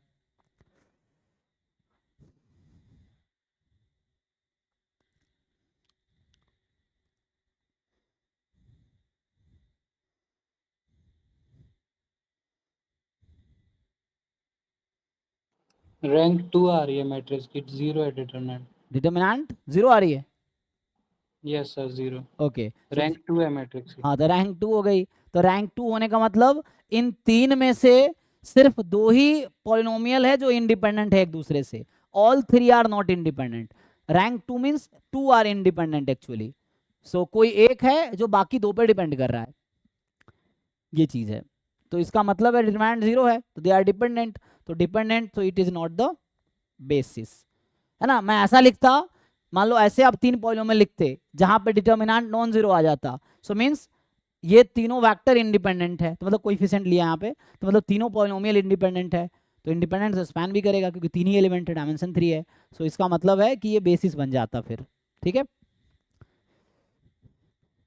और एग्जांपल लिखता हूं, देखो. नेक्स्ट इज कि मैं वेक्टर स्पेस लेता हूं M2R. M2R मतलब set of all 2 cross 2 matrices with real entries. So आपको बताना है बेसिस क्या हो सकता है. So basis of V is R. पहला ऑप्शन है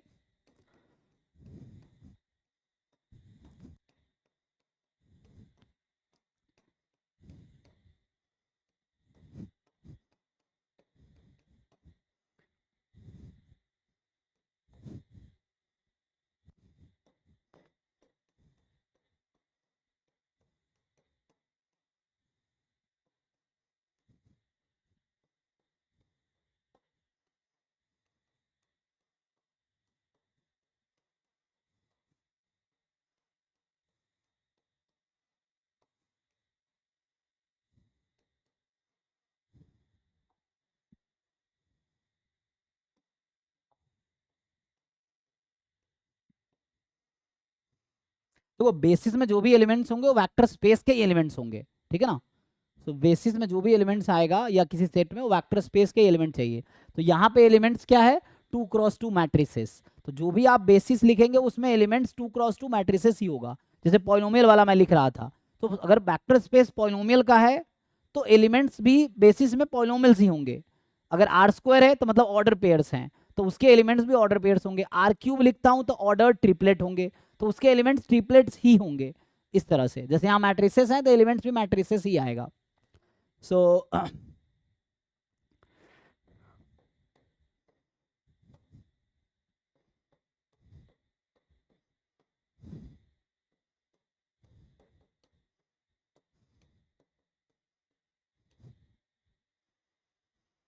बताइए इनमें से कौन कौन सा बेसिस हो सकता है।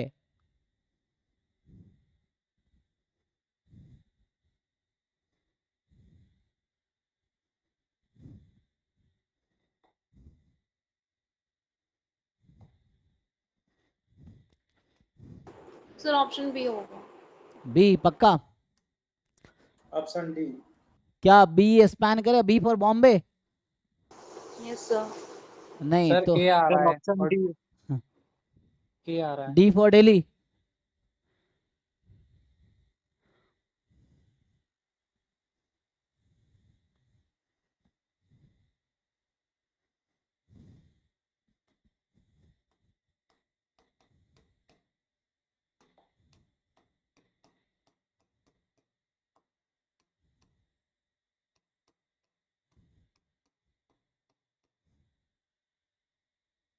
रिपीट हो गया।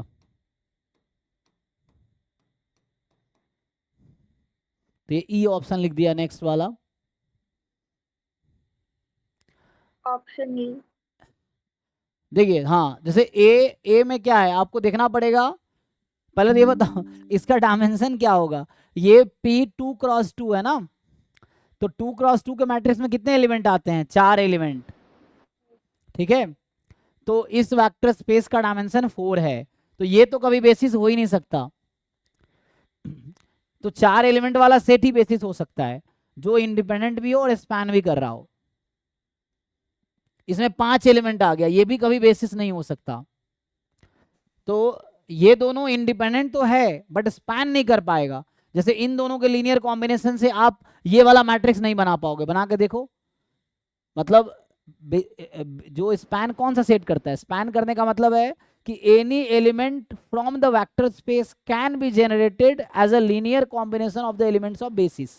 सर एक वो जो मतलब ऑप्शंस में मैट्रिक्स दिया हुआ है, तो एक मैट्रिक्स को आप एक एलिमेंट मानेंगे। यस, मैंने उल्टा मान लिया था। मैंने पहला वाला चेक किया तो उसका आ रहा है, मतलब मैट्रिक्स का वैल्यू -2, तो इंडिपेंडेंट तो हो गया ऑप्शन है। बट मेरे को लगा कि ना उसका डायमेंशन नहीं, अलग अलग अगर ये इंडिपेंडेंट हो जाएगा तो स्पैनिंग भी हो जाएगा, तो बेसिस बन जाएगा पहला ऑप्शन। इंडिपेंडेंट है वो, उसका -2 आ रहा है डिटरमिनेंट तो का अगर वैल्यू। तो किसका डिटर्मिनेंट आपने निकाला है? ऐसे करना पड़ेगा उसके लिए। उसके लिए 1 0 0 1 0 0 1 0 0 0 0 1 एंड 1 2 3 4। ए ऑप्शन के लिए बात कर रहा हूं मैं। तो अगर आपको चेक कर कि ये इंडिपेंडेंट है कि नहीं है, -2 तो ये डिटर्मिनेंट निकालो। और अगर ये नॉन जीरो आ गया, इसका मतलब first row, second row, third row, fourth row all are independent, तो रैंक 4 हो गया। तो ऑल डिटरमिनेंट नॉन जीरो मतलब रैंक 4, रैंक 4 मतलब ऑल 4 आर इंडिपेंडेंट। इसका मतलब all 4 matrices are independent to each other, और इंडिपेंडेंट है और स्पैन भी करेगा। तो इसके लीनियर कॉम्बिनेशन में आप कोई भी मैट्रिक्स बना सकते हैं। So you can write any matrix, any 2x2 matrix as a linear combination of these 4। Spanning का ये मतलब है कि आप वेक्टर स्पेस के किसी भी एलिमेंट को इन 4 एलिमेंट के लीनियर कॉम्बिनेशन से लिख सकते हैं। आप चाहो तो कोई मैट्रिक्स दो and we can try to write कि what is C1 C2 C3 C4, so that C1 M1 C2 M2 C3 M3 C4 M4 का सम वो मैट्रिक्स आ जाएगा। तो ये बेसिस है, अगर वैसा है ना। सर फिर से एक्सप्लेन कीजिए, वो 4 एलिमेंट का सेट ही क्यों नहीं लेंगे? ये 2x2 मैट्रिक्स है तो हाँ, मतलब तो 3x3 मैट्रिसेस का वेक्टर स्पेस होता तो 9। यस, डायमेंशन 9 होगा। लेकिन क्यों, मतलब? हाँ, उसकी वजह ये है कि 3x3 मैट्रिक्स में कितने एलिमेंट होते हैं? 9। इसीलिए 2x2 मैट्रिक्स में कितने एलिमेंट्स होते हैं? अच्छा 4। सो ईच एलिमेंट के करस्पॉन्डिंग एक फ्री वेरिएबल बन रहा है ना, so that we need 4 numbers to write a matrix, 2x2 matrix, that's why dimension 4 होगा। अच्छा फिर ऑप्शन डी डिपेंडेंट है, ई वाला हो जाएगा बेसिस। ठीक है ना। सो ये डी वाला क्या है, डिपेंडेंट है। Yes sir. अच्छा, तो आप इस तरह से डिटरमिनेंट निकाल सकते हैं चाहे तो, और अगर वो डिपेंड कर रहा है तो फिर ये बेसिस नहीं बनेगा। और जैसे 1 0 0 0 0 1 0 0 0 0 1 0 0 0 0 1, तो इसका डिटरमिनेंट निकालेंगे 1 आएगा इस तरीके से, तो इंडिपेंडेंट है, 4 एलिमेंट है तो ये स्पैन भी करेगा। So any matrix of 2x2 can be written as a linear combination of these 4 matrices. Sir वो स्टैंडर्ड वाला है ना? हाँ, ये स्टैंडर्ड बेसिस है। So this is called actually standard basis. Every vector space has some standard basis. जैसे polynomial में 1x(x²) था, उस वाले में मैट्रिक्स में ये है r² जो लिखा था उसमें 1 0 0 1 स्टैंडर्ड बेसिस है। स्टैंडर्ड बेसिस होता क्या एक्चुअली, ईच एलिमेंट, जैसे अभी इन्होंने कहा था कि 4 कैसे हुआ डायमेंशन, तो हमने क्या किया, 2x2 में मैट्रिक्स में 4 एलिमेंट है ए बी सी डी, तो ए को 1 रख दिया बाकी सब 0, बी को 1 रखा बाकी सब 0, सी को 1 रखा बाकी सब 0, डी को 1 रखा बाकी सब 0, तो ये बनाता है स्टैंडर्ड बेसिस। जैसे r² वेक्टर स्पेस है तो क्या होगा, ऑर्डर पेयर ए बी, तो ए को 1 रखा बाकी 0, बी को 1 रखा बाकी 0, तो 1 0 0 1 स्टैंडर्ड बेसिस है। तो जितने एलिमेंट वहां पे है, जितने अननोन्स हैं, तो ईच के करस्पॉन्डिंग एक 1 लेना है बाकी को 0 लेना है, तो जितने बनेंगे उतना डायमेंशन होगा। जैसे पॉलिनोमियल वाला था A plus B X plus C X square, या आप चाहो तो A X square plus B X plus C, so A को 1 रखेंगे बाकी सब 0 हो जाएगा, फिर बी को 1 बाकी सब 0, सी को 1 बाकी सब 0, 3 यहाँ पे नंबर्स हैं, तो इसके करस्पॉन्डिंग डायमेंशन 3 आता है। सो 1x(x²) बेसिस है, और ये स्टैंडर्ड बेसिस है, क्योंकि जब हम ए को 1 रखेंगे बाकी सब 0 तो 1 हो गया, फिर बी को 1 बाकी सब 0 तो x आएगा, सी को 1 बाकी सब 0 तो x² आ जाएगा। तो 1x(x²) का जो सेट था that was standard basis in case of vector space as a polynomial of degree at most 2। ठीक है, तो किसी को डाउट है इसमें? तो यहाँ पे vector space set of matrices है 2x2 मैट्रिसेस, तो एक 2x2 के मैट्रिक्स में 4 एलिमेंट होता है, इसलिए इसका डायमेंशन 4 होगा। तो मैं अब डायमेंशन की डेफिनेशन लिखता हूं, dimension of a vector space, तो कैसे डिफाइन करेंगे आप dimension of vector space? every basis for that space has same number of vectors, that number is dimension. हाँ, तो सिंपल लैंग्वेज में लिखेंगे, so the number of element in basis of a vector space, vector space के basis unique नहीं होंगे लेकिन number of element her basis में unique होगा, है ना। अगर डायमेंशन n का है, क्योंकि हर बेसिस में n एलिमेंट ही होगा, क्यों, क्योंकि मैंने बताया कि n से ज्यादा एलिमेंट होगा तो वो इंडिपेंडेंट नहीं रहेगा, n से कम एलिमेंट हुआ तो वो फिर स्पैन नहीं कर पाएगा। अब n एलिमेंट्स वाला सेट है, लेकिन या तो इंडिपेंडेंट होगा तो खुद ही वो स्पैन कर देगा, स्पैनिंग होगा तो खुद इंडिपेंडेंट हो जाएगा, n एलिमेंट वाला होगा तो वो डायमेंशन वहां पे n होगा actually. So the number of element in basis of a vector space is called dimension of the vector space.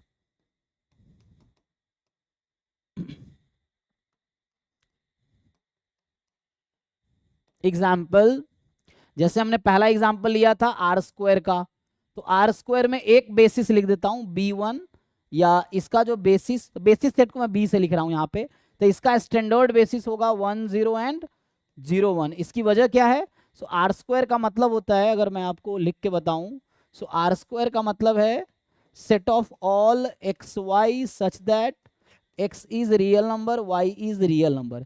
तो कैसे बनाते हैं स्टैंडर्ड बेसिस, तो मैंने कहा x को 1 रखो y को 0, तो 1 0 हो गया, y को 1 रखो x को 0, 0 1 हो गया। तो ये स्टैंडर्ड बेसिस है इस वेक्टर स्पेस के लिए। वैसे ही अगर मैं, तो यहाँ से डायमेंशन कितना आया, so dimension of vector space 2 आया, क्यों, क्योंकि इसके बेसिस में 2 एलिमेंट हैं। तो ये लीनियरली इंडिपेंडेंट भी होगा और स्पैन भी कर रहा होगा। तो इसके लीनियर कॉम्बिनेशन से हम वेक्टर स्पेस के किसी भी एलिमेंट को जनरेट कर सकते हैं। दूसरा जैसे जैसे अगला एग्जांपल हमने लिखा था v बराबर जैसे p2r लिखा था ना। सो p2r क्या था? Set of all polynomials having degree at most 2। तो इसका मतलब ये हो गया कि ax square plus bx plus c such that a b c are real numbers, इस तरह से है। अब आप सोचिए, तो इसका जब स्टैंडर्ड बेसिस लिखेंगे तो ऐसा होगा, मैं जैसे कह रहा था आपको कि a को 1 रखो, बाकी को 0 रख दो bc में से, तो बचेगा क्या? सिर्फ x स्क्वायर बचेगा, मतलब सिर्फ x स्क्वायर बचेगा। अब b को 1 रखो, ac को 0 कर दो तो x बचेगा, c को 1 रखो, बाकी सब 0 रख दो तो 1 बचेगा। सो ये स्टैंडर्ड बेसिस है, this is the standard basis, है ना। यहाँ भी अगर आपको एक्स वाई में प्रॉब्लम हो तो आप ए बी से काम चला सकते हो कि A B such that A is real number, B is real number, इस तरह से। ऐसे ही अभी जो मैं लिख रहा था आपके अकॉर्डिंग, है ना, तो यहाँ से डायमेंशन कितना आ गया? सो इस वेक्टर स्पेस का जो डायमेंशन है वो आया 3। एक और एग्जांपल देखिए, हमने लिखा था M2R। M2R का मतलब क्या है? Set of all 2x2 matrices with real entries. तो इसका मतलब हो गया कि set of all 2x2 matrices. So ABCD where ABCD can be any real number. तो अब बेसिस कैसे लिखेंगे इसका? तो अगेन आप a को 1 रखो, बाकी सबको 0। तो ये मैं एक बेसिस लिख रहा हूँ जिसको स्टैंडर्ड बेसिस बोलते हैं, वरना एक वेक्टर स्पेस के पास इनफाइनाइट नंबर ऑफ बेसिस हो सकता है, डिफरेंट बेसिस, बट सब में एलिमेंट एक ही होगा, मतलब element number of element same होगा। तो यहां से क्या आएगा? a को 1 बाकी को 0 रखिए, b को 1 बाकी को 0 रखिए, c को 1 बाकी को 0 पुट करो, एंड देन d को 1 रखो, बाकी को 0। This is the standard basis of this vector space, and dimension यहां से आ जाएगा 4। सो डायमेंशन ऑफ जो M2R वेक्टर स्पेस है उसका 4 आ गया। ठीक है, तो इसमें किसी को डाउट है तो पूछिए। आइए कुछ क्वेश्चंस ट्राई करते हैं अभी। तो हमने भी डिफाइन किया बेसिस क्या होता है। Basis is a set that is linearly independent and that span the vector space. Dimension is the number of element in the basis. Sir नहीं वो सर वो स्लाइड। जी जी, देखिए, तो पहले तो डेफिनेशन लिखा था, फिर 3 एग्जाम्पल लिखे हैं। सर कॉम्प्लेक्स नंबर का डायमेंशन में लिख सकते हैं क्या हम? लिख सकते हैं, सेट ऑफ कॉम्प्लेक्स जैसा नंबर। आर स्क्वायर लिखा हमने, तो वैसे ही डायमेंशन ऑफ सी बोलकर ऐसा। हाँ, उसका डायमेंशन 2 आएगा, लिख देता हूँ। सर हो गया। जैसे इन्होंने कहा कि हम वेक्टर स्पेस को एज अ, जैसे vector space as a complex number ले लें हम, तो कॉम्प्लेक्स नंबर क्या होता है?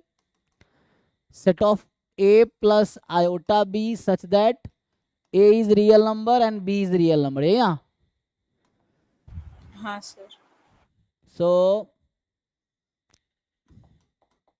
a b both are real number. तो ये vector space set of complex number को as a vector space consider किया। तो इसका बेसिस क्या बनेगा? तो एक बार a को 1 रखो, बाकी को 0, तो 1 हो जाएगा। एक बार b को 1, a को 0, तो आयोटा। तो ये इसका बेसिस है। जो set of complex number as a vector space consider करेंगे, so this is the basis, 1 comma iota is the basis. And dimension क्या हो गया इसका? So dimension is number of element in the basis. So इसका dimension 2 आ गया। ठीक है, इस तरीके से। सर क्वेश्चंस में है ना C over R, C over R2 ऐसा कुछ डायमेंशन पूछता है। तो मतलब हाँ, मुझे बहुत कंफ्यूज होता है सर वहाँ पर। सो यहाँ जो मैंने फील्ड कंसीडर किया वो रियल नंबर लिया है ना। जैसे अब क्या होता है, फील्ड अगर कॉम्प्लेक्स नंबर लेंगे तो उसका ये मतलब कहना चाहता है, पहले तो चेक करना चाहता है कि वेक्टर स्पेस है कि नहीं है ना। जैसे मैं अगर चेक करूं, चलिए आप जैसे कहना चाह रहे तो मैं वो क्वेश्चन बना देता हूं। क्वेश्चन इज, सो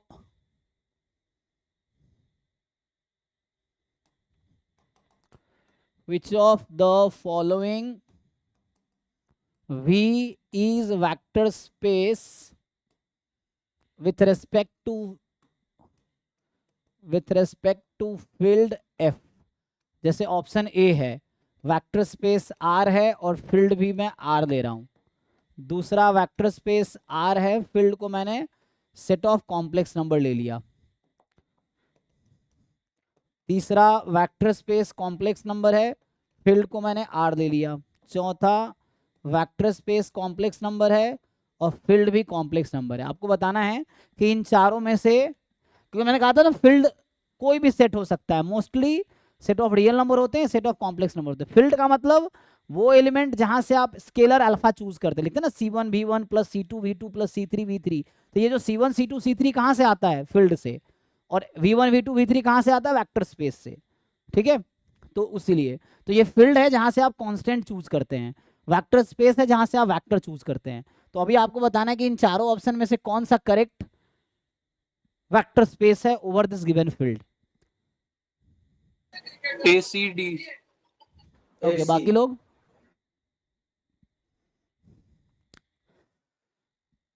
हाँ जी, सो आपको ये इस तरह क्वेश्चन ही पूछते हैं ना, आपको इसी में कंफ्यूजन होगा। देखिए बाद में डायमेंशन तो हाँ आ सर। जाएगा।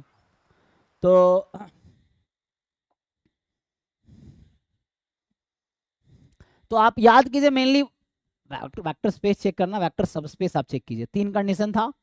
क्या क्या कंडीशन था? कि एक तो जीरो Internal, बिलोंग करना external चाहिए V में। combination। दूसरा condition V1 plus V2 V में होना चाहिए for all V1 and V2 belongs to V। And तीसरा कंडीशन था कि alpha into V should be in V for all alpha belongs to field and V belongs to vector space. So ये 3 condition आपको सब में check करना है। तो बाकी लोगों के लिए हिंट दे रहा हूं मैं। सो आप चेक कीजिए कि ये 3 कंडीशन कौन कौन सा है जो सेटिस्फाई करेगी। इनमें से जो 4 ऑप्शन लिखे हैं, इन 4 ऑप्शन में कौन कौन सा है जो इन तीनों कंडीशन को सेटिस्फाई करेगी। तो सबसे इंपॉर्टेंट पॉइंट तीसरा है यहाँ पे। Sir ACD। तो समझिए, जैसे मैं पहला कंडीशन चेक करता हूँ चारों ऑप्शन में, क्या जीरो रियल नंबर में बिलोंग करता है? यस। जीरो रियल नंबर में है? यस। जीरो कॉम्प्लेक्स नंबर में है? Yes. Zero is 0 plus 0 iota. Zero complex number में है? यस। 0 plus 0 iota. तो पहला कंडीशन चारों ऑप्शन में सेटिस्फाइड है। दूसरा कंडीशन है कि आप V1 V2 को you choose any 2 element from the set V, their sum must be in the same set. तो यहाँ पे ये है कि यू चूज एनी 2 रियल नंबर, sum of 2 real number is a real number, yes. Sum of 2 real number is a real number, yes. Sum of 2 complex number is a complex number, yes. Sum of 2 complex number is a complex number, yes. So दूसरा condition भी चारों option satisfy कर रही है। अब आते हैं इस पे, you choose any constant from the field, you choose any vector from the V, then you check whether alpha into V will belong to the same set. बस यही चेक करना है आपको बस। तो अब यहाँ सोचिए, आपने कोई भी रियल नंबर कांस्टेंट लिया अल्फा और कोई भी रियल नंबर चूज कर लिया आपने V। तो एक रियल नंबर को दूसरे रियल नंबर से मल्टीप्लाई किया तो क्या वो रियल नंबर ही आएगी? Yes. Product of 2 real number is real number. ठीक है, सो ये वेक्टर स्पेस तो है। अब यहाँ से देखते हैं, हमने अल्फा चूज किया complex number, so you choose 1 complex number from this field alpha, you choose 1 real number from the set V। अब मैं उस कॉम्प्लेक्स नंबर को रियल नंबर से मल्टीप्लाई करूंगा तो क्या वो रियल नंबर बनेगी? क्या नो एक रियल और एक कॉम्प्लेक्स का प्रोडक्ट क्या हो जाएगा? वो तो कॉम्प्लेक्स हो जाएगा। कॉम्प्लेक्स ही आ तो जाएगा। V में बिलोंग करेगा क्या? कि तो V में होना चाहिए। तो यहाँ पे नहीं होगा। अगर मैं अल्फा यहाँ से चूज करूंगा कॉम्प्लेक्स नंबर, अभी यहाँ से चूज करूंगा, so alpha into V complex real नहीं रहेगा, फिर वो कॉम्प्लेक्स हो जाएगा। तो इसीलिए this is not a vector space. So R is not vector space over complex field. ये सब CSIR नेट में इस तरह क्वेश्चन आते हैं, आए भी हैं। तो यहाँ पे जैसे है कि फील्ड अब रियल नंबर है, मतलब आप कांस्टेंट रियल नंबर चूज करोगे, फैक्टर आपका कॉम्प्लेक्स नंबर का होगा। सो ये तो ओके है कि यू choose any constant real number, you choose a vector complex number. So real number into complex number जो आएगा, क्या वो कॉम्प्लेक्स नंबर के सेट में आएगा? यस। सो कोई दिक्कत नहीं है। Now you choose a constant as a complex number, vector as a complex number, alpha into V चाहिए मुझे। सो कॉम्प्लेक्स को कॉम्प्लेक्स से मल्टीप्लाई करेंगे, कॉम्प्लेक्स ही रहेगी। यस। सर कॉम्प्लेक्स रियल कुछ भी हो सकती है, लेकिन वेक्टर फील्ड में ही है, कॉम्प्लेक्स में ही लाई करेगी। Complex into complex real complex कुछ भी होगी, लेकिन वो फाइनली V में ही लाई करेगी। जी जी जी, ठीक है। So every real number is a complex number, ठीक है, इतना समझना है आपको. सो set of real number is a subset of set of complex number, even every real number is a complex number, ठीक है. जैसे अगर 2 है तो मैं लिख सकता हूँ 2 + 0 आयोटा. तो इसलिए टेंशन, अगर मैं बोल रहा हूँ कॉम्प्लेक्स नंबर में है तो कॉम्प्लेक्स नंबर एक लार्जर सेट है, उसके अंदर एक छोटा सा रियल नंबर का सेट है. तो इसमें टेंशन नहीं लेना, रियल और कॉम्प्लेक्स कुछ भी आ सकता है. अगर मैं बोल दिया कॉम्प्लेक्स नंबर है तो है ना, वो रियल होगा तब भी वो कॉम्प्लेक्स ही होगा, कोई दिक्कत नहीं है. और सर आपने यहाँ पर थर्ड प्रॉपर्टी जब अप्लाई की ना, तो वो हम हर प्रॉब्लम में वैसे मतलब डायरेक्टली थर्ड प्रॉपर्टी चेक करके भी बता सकते हैं क्या, या फिर ये नहीं दोनों नहीं, भी हमको अप्लाई करना आपको पड़ेगा? तीनों कंडीशन चेक करना पड़ेगा. फील्ड, कुछ ही क्वेश्चन ऐसा होगा जहां फील्ड मेंशन होगा, जहां फील्ड मेंशन नहीं है, क्वेश्चन में फील्ड का बात ही नहीं किया, तो वहां by default obviously field is set of real number. तो ये ऑब्वियस रहेगा. अगर नहीं लिखा हुआ है तो मतलब आर इज द फील्ड, मतलब आपको रियल कांस्टेंट चूज करने हैं अल्फा को.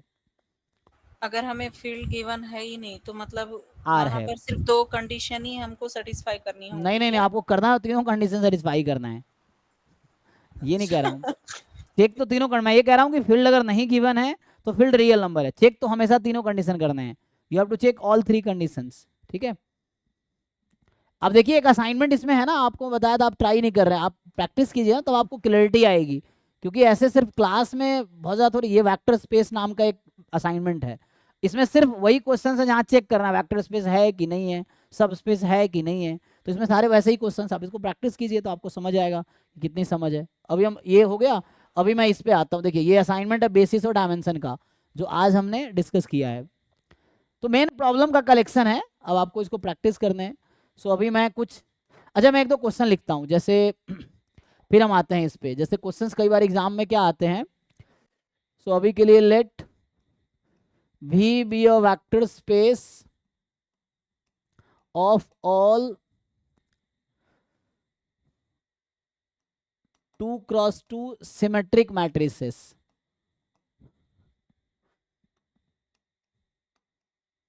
Then what is dimension of V? Question समझ आ गया. V क्या है? वेक्टर स्पेस है of all 2x2 symmetric matrices. तो बताइए V का डायमेंशन क्या है. अभी पीछे हमने देखा था कि V was set of 2x2 matrices, तो डायमेंशन 4 आया था. जो पीछे एग्जांपल लिखे थे वहां V था set of all 2x2 matrices, तो 4 एलिमेंट आए थे ABCD, तो उसमें डायमेंशन 4 हुआ था. अभी ये सिमेट्रिक मैट्रिक्स का सेट है ये. तो सर सर 3. हम इसको मतलब V be a vector space of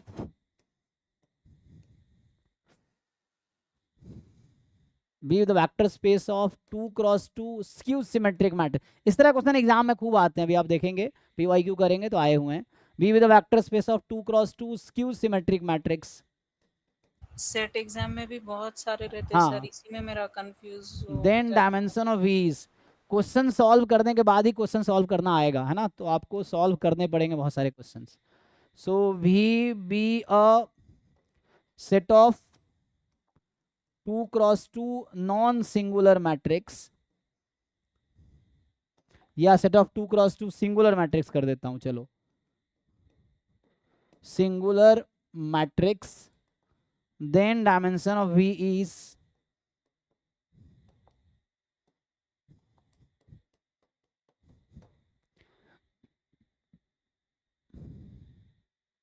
ये 3 क्वेश्चन आपके लिए है. एक सिमेट्रिक मैट्रिक्स का सेट है, एक स्क्यू सिमेट्रिक का सेट है, एक सिंगुलर मैट्रिक्स का सेट है. तो सेट नहीं है, वेक्टर स्पेस है ना, set is vector space. Be the vector space of, ठीक है, so vector space of 2x2 matrices. Singular में 2 हो जाएगा. किसका? सिंगुलर में 2. ओके.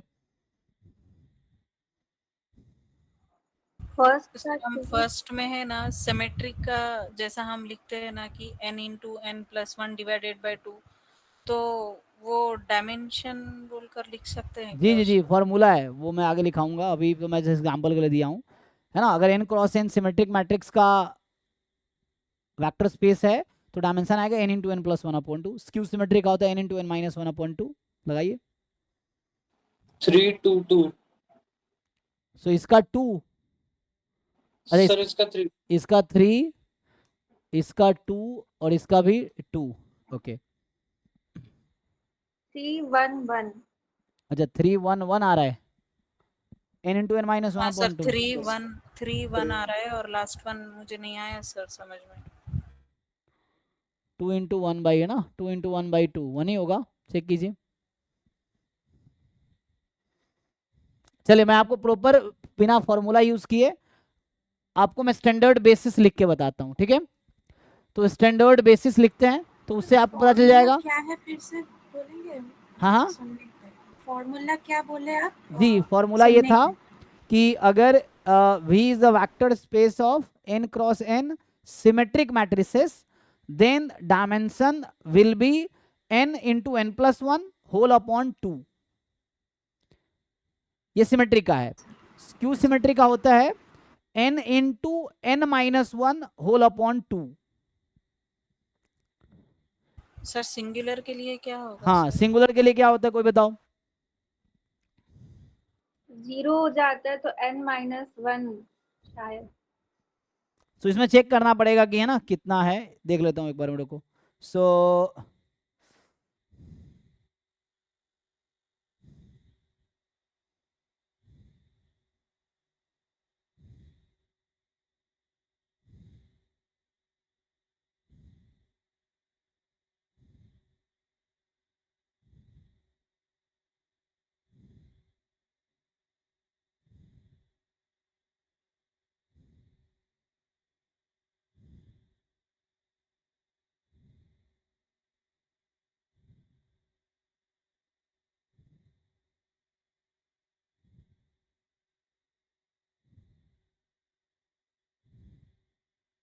सर एक बार मुझे है ना ऐसा सेम क्वेश्चन सेट एग्जाम में मिला था, तो मैंने इसको क्या की थी सर कि जैसे हमने मैट्रिक्स का हम अगर डायमेंशन लेते हैं तो वो n अगर 2 क्रॉस 2 है तो यहाँ पर 2 - 1 1 कंडीशन गिवन है ना सर, सिंगुलर मैट्रिक्स है।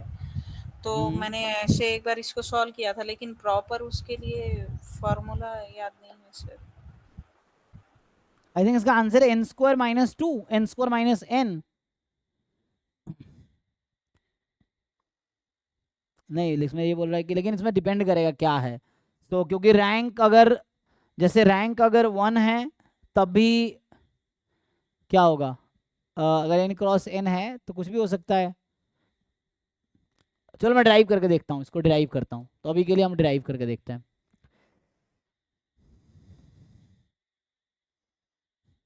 तो सिंगुलर होने के लिए क्या जरूरी है? सिंगुलर है तो सर डिपेंडेंट हो जाएगा ना दोनों रो, तो डिपेंडेंट हो जाएगा तो दोनों नहीं नहीं यहाँ पर डिपेंडेंट हो जाएगा, लेकिन in general N cross N में क्या होगा यहाँ पे? तो चलो हाँ एक रो 0 होनी चाहिए या एक कॉलम 0। एक रो 0 या एक कॉलम 0। ओके सर 2 रो या 2 कॉलम आइडेंटिकल होना चाहिए। हाँ वैसे भी हो सकता है कि 2 रो 2 कॉलम आइडेंटिकल है तब भी हो जाएगा, एक रो 0 है तब भी हो जाएगा, फिर मल्टीपल होना चाहिए एक दूसरे का, मल्टीपल है तब भी हो जाएगा, है ना। तो इस तरह का भी चेक करते हैं। देखो तो अभी के लिए क्या करता हूँ मैं, पहला एग्जाम्पल डिस्कस करते हैं। देखिए होता क्या है, सो जो मैं V1 V2 V3 कर देता हूँ, है ना। सो मान लीजिए ये जैसे V1 है, ये V2 है, ये V3 है, ठीक। सो ये V1 है, this is V2 and this is V3। तो V1 अगर आप लिखेंगे यहाँ पे, सो V1 क्या बोला है, set of all symmetric matrices. So यहाँ पे सिमेट्रिक मैट्रिक्स कैसा दिखता है, A अगर B लिख दिया तो यहाँ पे B और यहाँ पे आप C लिख सकते हैं, है ना। सिमेट्रिक होने के लिए क्या होना चाहिए कि A transpose is equal to A। A transpose A के इक्वल कब होगा, जब first row and first column identical होंगे, second row and second column identical होंगे। तो फर्स्ट रो फर्स्ट कॉलम में सेम एलिमेंट होगा, सेकेंड रो सेकेंड कॉलम में सेम, यही आएगा सिमेट्रिक होने के लिए। या आप इनिशियली चाहे तो ऐसा कर सकते हैं, सो यू कैन राइट कि this is equal to A such that A transpose is equal to A। तो ऐसा भी कर सकते हैं। यहाँ पे है कि एक मैट्रिक्स है इस तरह से, इस तरीके से कि A is equal to A transpose. जब A ट्रांसपोज को A के इक्वल करेंगे सो ABCD, और ट्रांसपोज को आप इक्वल करेंगे तो ABCD। ट्रांसपोज में क्या होगा, first row first column, second row second. तो यहाँ से B is equal to C and C is equal to B। तो यहाँ पे क्या आता है, V1 लिख रहा हूँ मैं। सो V1 में है कि A is equal to ABCD such that, इससे क्या निकल के आया, B is equal to C। तो होता क्या है, यहाँ पे 4 अननोन्स हैं, राइट, 4 अननोन्स हैं, number of free variable is the dimension. अब आप ऐसे क्वेश्चन सॉल्व करेंगे, हम देखेंगे कि कितने फ्री वेरिएबल्स हैं, कितने इंडिपेंडेंट वेरिएबल्स हैं, तो वो हमारा डायमेंशन देगा।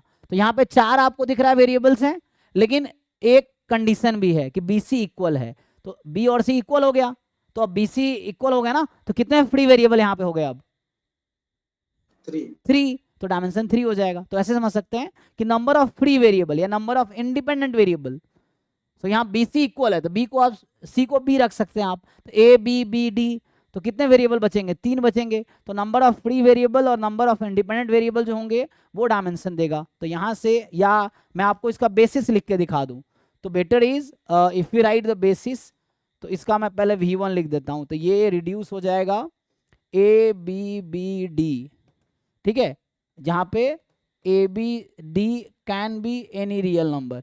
सो ये वेक्टर स्पेस V1 ये हो गया। अगर मैं इसका बेसिस लिख के दिखाऊं आपको, so what is the basis, so मैंने बेसिस में आपको क्या बताए थे कि A को 1 रखिए, बाकी सब वेरिएबल को 0 रखिए, तो A को 1 बाकी 0, फिर B को 1 रखिए, बाकी सबको 0 रखिए, तो B 2 जगह है तो दोनों जगह 1 रखना पड़ेगा आपको, फिर D को 1 रखिए, बाकी सबको 0 रखिए। सो this is the basis of this vector space, standard basis, basis और भी हो सकते हैं। सो दिस इज स्टैंडर्ड बेसिस। तो डायमेंशन क्या होता है कि dimension is number of element in the basis, तो ये हो गया।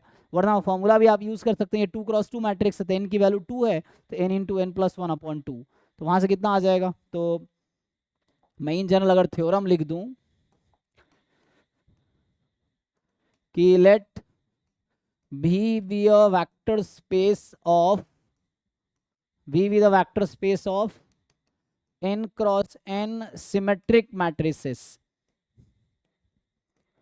then dimension of V's होगा with real entries, है ना। So dimension of V will be with real entries या real elements, देन जो डायमेंशन ऑफ V आता है n इंटू n प्लस 1/2। इसका लॉजिक अगर आप जानना चाहें तो लॉजिक ये है कि जैसे ये है, सो यहाँ आप जैसे मान लीजिए आपने लिया A1 1 A1 2 A1 n, so you know these elements will be repeated here. तो हमें नंबर ऑफ फ्री वेरिएबल जानना है कितने हैं, सो ये n नंबर फ्री वेरिएबल, तो यही वेरिएबल यहाँ भी आएगा। So these elements will not be counted because same ही है, सो हमें फ्री वेरिएबल काउंट करना ना, तो ये तो सेम ही आएगा। फिर यहाँ जैसे अब ये तो आ जाएगा, जैसे नेक्स्ट तो ये यही वाला यहाँ आ जाएगा ना, तो अब अगला लिखेंगे A22, ये आ जाएगा A22 A23 A2n, अगेन ये एलिमेंट्स यही यहाँ पे आएंगे। So again this will matter, क्योंकि ये यहाँ होगा वही यहाँ पे होगा, तो हमें इसको काउंट नहीं करना, we have to just count this. तो दीज आर फ्री बिकॉज ये जो यहाँ आएगा वही यहाँ पे आएगा। अगेन अगला होगा A33, चलता रहेगा A3n, लास्ट में ANN। तो हो क्या रहा है, पहले रो में n एलिमेंट, ये आया कैसे मैं ये बता रहा हूँ। सो क्वेश्चन प्रूफ लिख रहा हूँ आया कैसे। सो फर्स्ट रो में n फ्री वेरिएबल है, सेकेंड रो में n-1 फ्री वेरिएबल है, और लास्ट में 1 तक चला गया, लास्ट रो में एक ही फ्री वेरिएबल है। तो इससे आंसर क्या आ गया, n इंटू n प्लस 1/2। तो ये प्रूफ है इसका, बहुत ईजी है।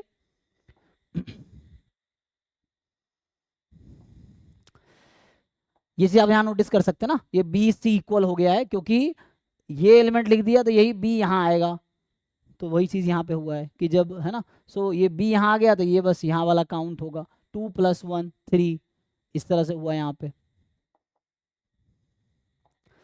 ऐसे ही नेक्स्ट जगह थ्योरम लिखूंगा अगर मैं कि let V be vector space of n cross n skew symmetric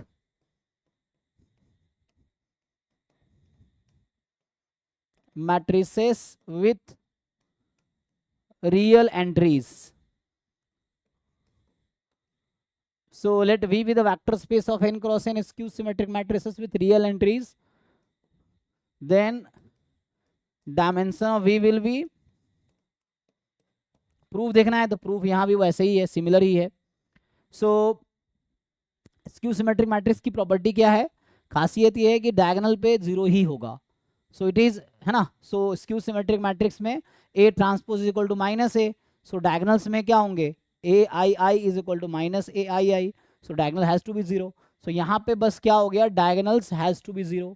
अब यहाँ अगर आप लिखेंगे A12 A13 A1n, सो यही वाले एलिमेंट्स यहाँ पे आएंगे। So again we have to count number of free variables या number of independent variables. So these are independent and यही वाला यहाँ रिपीट होगा, तो विल नॉट काउंट देम, तो only will count it. Next आएगा, ये तो 0 ही है, सो अगला A23, ये तो 0 है यहाँ पे, सो A2n ऐसे चलता रहेगा, ये तो 0 ही हो गया, तो इसके ऊपर रहा होगा एक n-1n ऐसा, और ये तो 0 ही हो गया है, तो इन सो ऑन। तो कहने का मतलब ये है कि अगर आप प्रूफ लिखेंगे, सो मैं बोल रहा हूँ फर्स्ट रो में n-1 फ्री वेरिएबल है, एक्चुअली फर्स्ट रो में n-1 फ्री वेरिएबल है, सेकेंड रो में एक कम तो n-2, थर्ड रो में n-3 एंड लास्ट रो में तो एक भी नहीं है, ये 0 हो गया ना यहाँ पे, तो मतलब 1 प्लस 0, 0 इन द सेंस इसका, क्योंकि ये सारे एलिमेंट यहाँ पे, क्योंकि ये तो वही होंगे जो यहाँ पे आए होंगे, और ये तो 0 हो गया, सो दैट्स मीन्स इस तरह से। तो कितना हो गया, 1 से लेके n-1 तक, तो इसको ऐड कीजिए 1 से लेके n-1 तक, so they will give you n into n-1/2, तो इसका सम यही आ जाएगा। तो ये है। अब आते हैं सिंगुलर मैट्रिक्स पे, तो मुझे लग रहा है सिंगुलर मैट्रिक्स अभी मैं कल इसी को कंटिन्यू करूंगा, टाइम है कि खत्म हो गया, तो टाइम सर एक डाउट था, बोलो। पीछे स्लाइड करिए ना, इसके भी पीछे। सर जो बेसिस आपने लिखा है ये तो लीनियरली इंडिपेंडेंट नहीं ना है। कैसे नहीं है, कैसे लगता है आपको इंडिपेंडेंट नहीं है, how do you know? Sir rank method के थ्रू मैंने निकाला, तो निकालते हैं, चलिए। तो आप यहाँ डिटर्मिनेंट नहीं निकाल पाएंगे क्योंकि ये 3x4 की, अच्छा मैं बनाता हूँ, v1 क्या होगा, 1 0 0 0 0 1 1 0 0 0 0 1, what is rank of this matrix? 3 है, तो इसका क्या मतलब है कि 3 इंडिपेंडेंट कॉलम है, तो गया, एक तो डिपेंडेंट हुआ ना कॉलम। हम कॉलम थोड़ी लिख रहे हैं, हम तो रो लिख रहे हैं। ये जो मैट्रिक्स है ये तो रो में लिखा है ना मैंने, हाँ, तो इसमें कितने रो है? अच्छा अच्छा, ठीक है ठीक है। हम कॉलम नहीं देख रहे हैं, हम रो देख रहे हैं actually, because this is first row, second row, third row, so इसका रैंक 3 है, इसका मतलब all 3 rows are independent, all 3 row. यहाँ पे रो ही क्यों लिखा? देखिए सारे केस में तो हम लोग वहाँ कॉलम लिखते हैं। तो मेरा वेक्टर 1 0 0 थोड़ी है, हमें 1 0 0 से लेना देना है ही नहीं कुछ इस क्वेश्चन में। इस क्वेश्चन में मुझे किससे मतलब है, मुझे मतलब है 1 0 0 0 से। हाँ, तो ये कॉलम को क्यों देखेंगे, 1 0 0 का क्या रेलेवेंस है इसमें? अच्छा। कोई रेलेवेंस नहीं है यहाँ पे, रेलेवेंस है आप इसको चाहो तो कॉलम में लिखो, तो कॉलम में लिखोगे तो कॉलम को काउंट करेंगे। आप चाहते हो नहीं मुझे ऐसे बनाना है 1 0 0 0 0 1 1 0 0 0 0 1, तो अब आप ये आपका पहला मैट्रिक्स, ये दूसरा मैट्रिक्स, ये तीसरा मैट्रिक्स, तो यहाँ भी रैंक 3 आएगा। तो यहाँ हम देखेंगे 3 कॉलम्स, 3 कॉलम इंडिपेंडेंट है, और यही कॉलम 1 कॉलम 2 कॉलम 3 है, तो इसका मतलब ये तीनों इंडिपेंडेंट है। Sir det value not equal to 0 होगा तो फुल रैंक लेगा, अब डेट वैल्यू इक्वल टू 0 होगा तो लेस देन n होगा, लेकिन वो n क्रॉस n, क्योंकि determinant is only defined for the square matrices, ठीक है ना। सो यहाँ हमने डिटर्मिनेंट की बात नहीं किया, क्यों नहीं किया, because this is 3x4 matrix, so we cannot talk about determinant here, so we have to talk about rank. Rank हम किसी मैट्रिक्स की भी निकाल सकते हैं, सो रैंक m क्रॉस n की कोई भी मैट्रिक्स से निकाल सकते हैं, डिटर्मिनेंट सिर्फ स्क्वायर मैट्रिक्स का ही निकाल सकते हैं। तो इसीलिए तो यहाँ पे मेरा पहला मैट्रिक्स फर्स्ट रो था, सेकेंड मैट्रिक्स सेकेंड रो था, थर्ड मैट्रिक्स थर्ड रो था, सो दिस हैज रैंक 3, मतलब all 3 rows are independent, means all 3 matrix are independent. Sir singular का फॉर्मूला ट्राई कीजिएगा। सिंगुलर मतलब डिटर्मिनेंट 0, सिंगुलर मैट्रिक्स मतलब determinant 0। वो sir dimension इसका निकालना पड़ेगा क्योंकि मुझे याद नहीं है, तो इसका भी कैलकुलेट करना पड़ेगा। देखो करके देख लेते हैं। तो मेरे पास अगर तीसरा जो था कि ABCD ये है, तो ABCD रियल नंबर तो है लेकिन इसका डिटर्मिनेंट 0 है, तो आप डिटर्मिनेंट 0 कीजिए, क्या आ जाएगा, AD minus BC is equal to 0, यही ना। तो इसका मतलब है AD is equal to BC। तो यहाँ कंडीशन क्या है, AD is equal to BC होगा। तो एक कंडीशन आ रहा है, मुझे लग रहा है कि एक रिड्यूस होगा।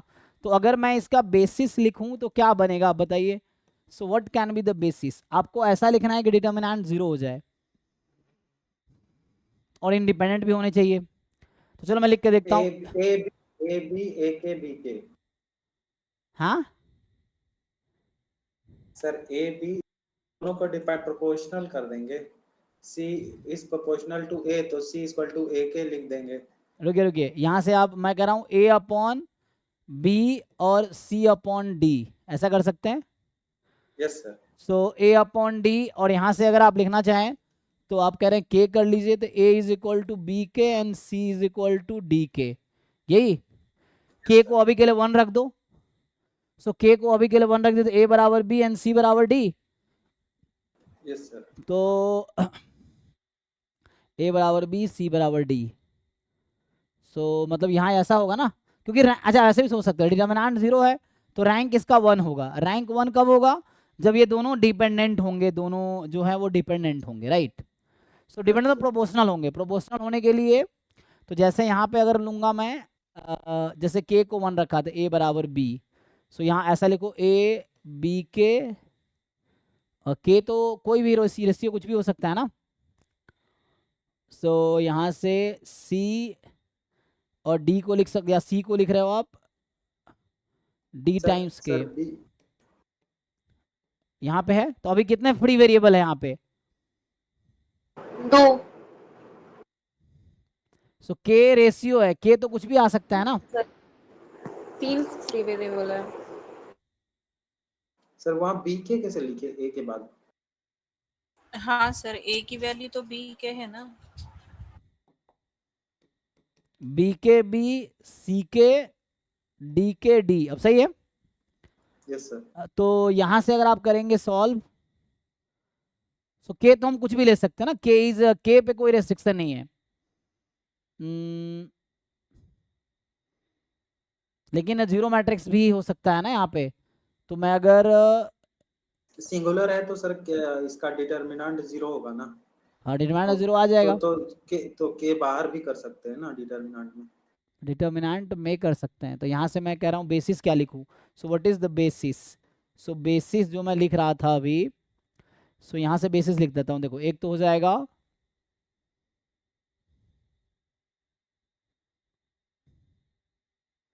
सो K is any real number, right. तो K इज, वेरिएबल तो 2 ही दिख रहा है।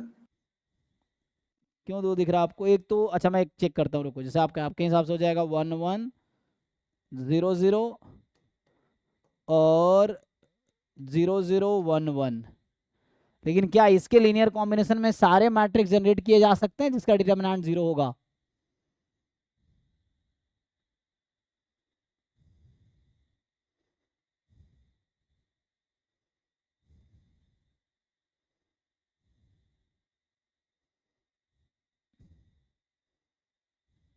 यहाँ पे तो ऐसा है ना, जैसे ये K है और बाद में यहाँ K आ जाएगा। अगर वैसे मैं करूँगा तो K आ जाएगा।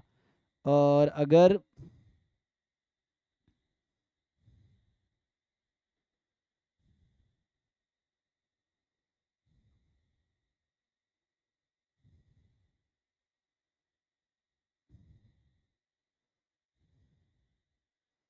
So what I think basis जो बनेगा, इस स्टोरी को हटाओ, ऐसे बना देता हूँ। देखो तो यहाँ से जो बेसिस बनेंगे हमारे पास ना, जैसे इसी तरह बन सकते हैं कि 1 0 0, और अगर मैं लिखता हूँ डिटर्मिनेंट तो इसका भी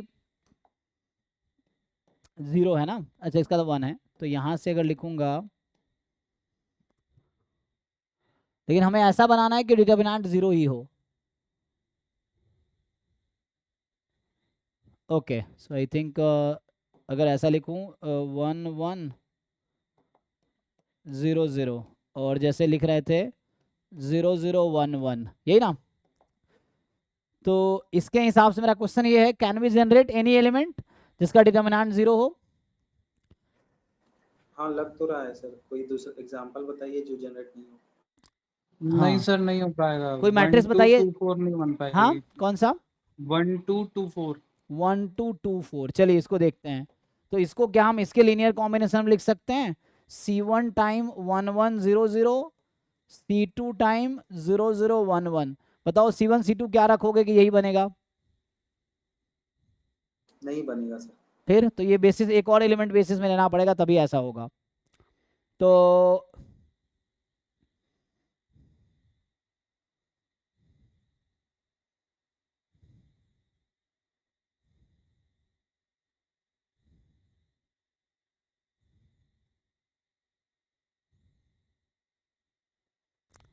सो मुझे ऐसा लग रहा है ना यहाँ पे जो जैसे लिख रहा था ना A को B के, सो B के में यहाँ K आता और यहाँ पे 1 आता, यहाँ K यहाँ 1। सो इस तरह से इसको हम वेरी करा सकते हैं। तो इसको वेरी कराएंगे, सो K कॉमन लेने का मतलब है यहाँ पे 1 1। सर के भी एक वेरिएबल की तरह ट्रीट किया जाएगा यहाँ पे। तो यहाँ पे जो हम करेंगे सॉल्व, सो मुझे ऐसा लग रहा है ये आना चाहिए यहाँ पे 1 0 1 0। क्या ये इंडिपेंडेंट है तीनों?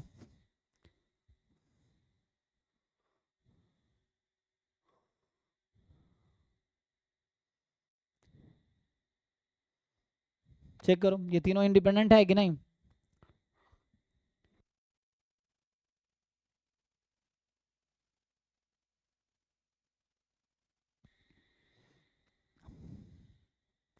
तो इंडिपेंडेंट के लिए क्या चेक करोगे?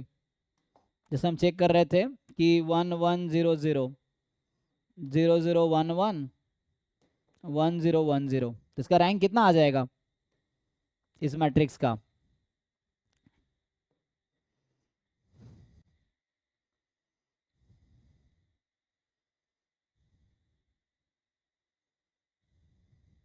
थ्री।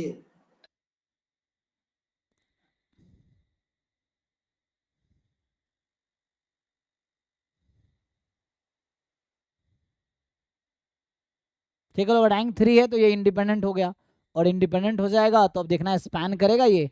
सो क्या हर एलिमेंट को लिख सकते? मुझे लग रहा है ये बन जाएगा, तो डायमेंशन तो 3 होगा यहाँ पे होना चाहिए। और क्योंकि चेक करता हूँ इसको, अगले क्लास में डिस्कस करते हैं, टाइम भी खत्म हो गया और थोड़ा इसका फॉर्मूला ड्राइव करना पड़ेगा, तो 15-16 मिनट ज़्यादा हो गया, तो इसको अगले क्लास में कल यहीं से स्टार्ट करते हैं। तो अभी बहुत सारे क्वेश्चन है, तो कल मैं क्लास जब स्टार्ट करेंगे हम लोग अभी बेसिस और डायमेंशन पे ही क्वेश्चन सॉल्व करेंगे, ऐसे बहुत सारे फॉर्मूले हैं।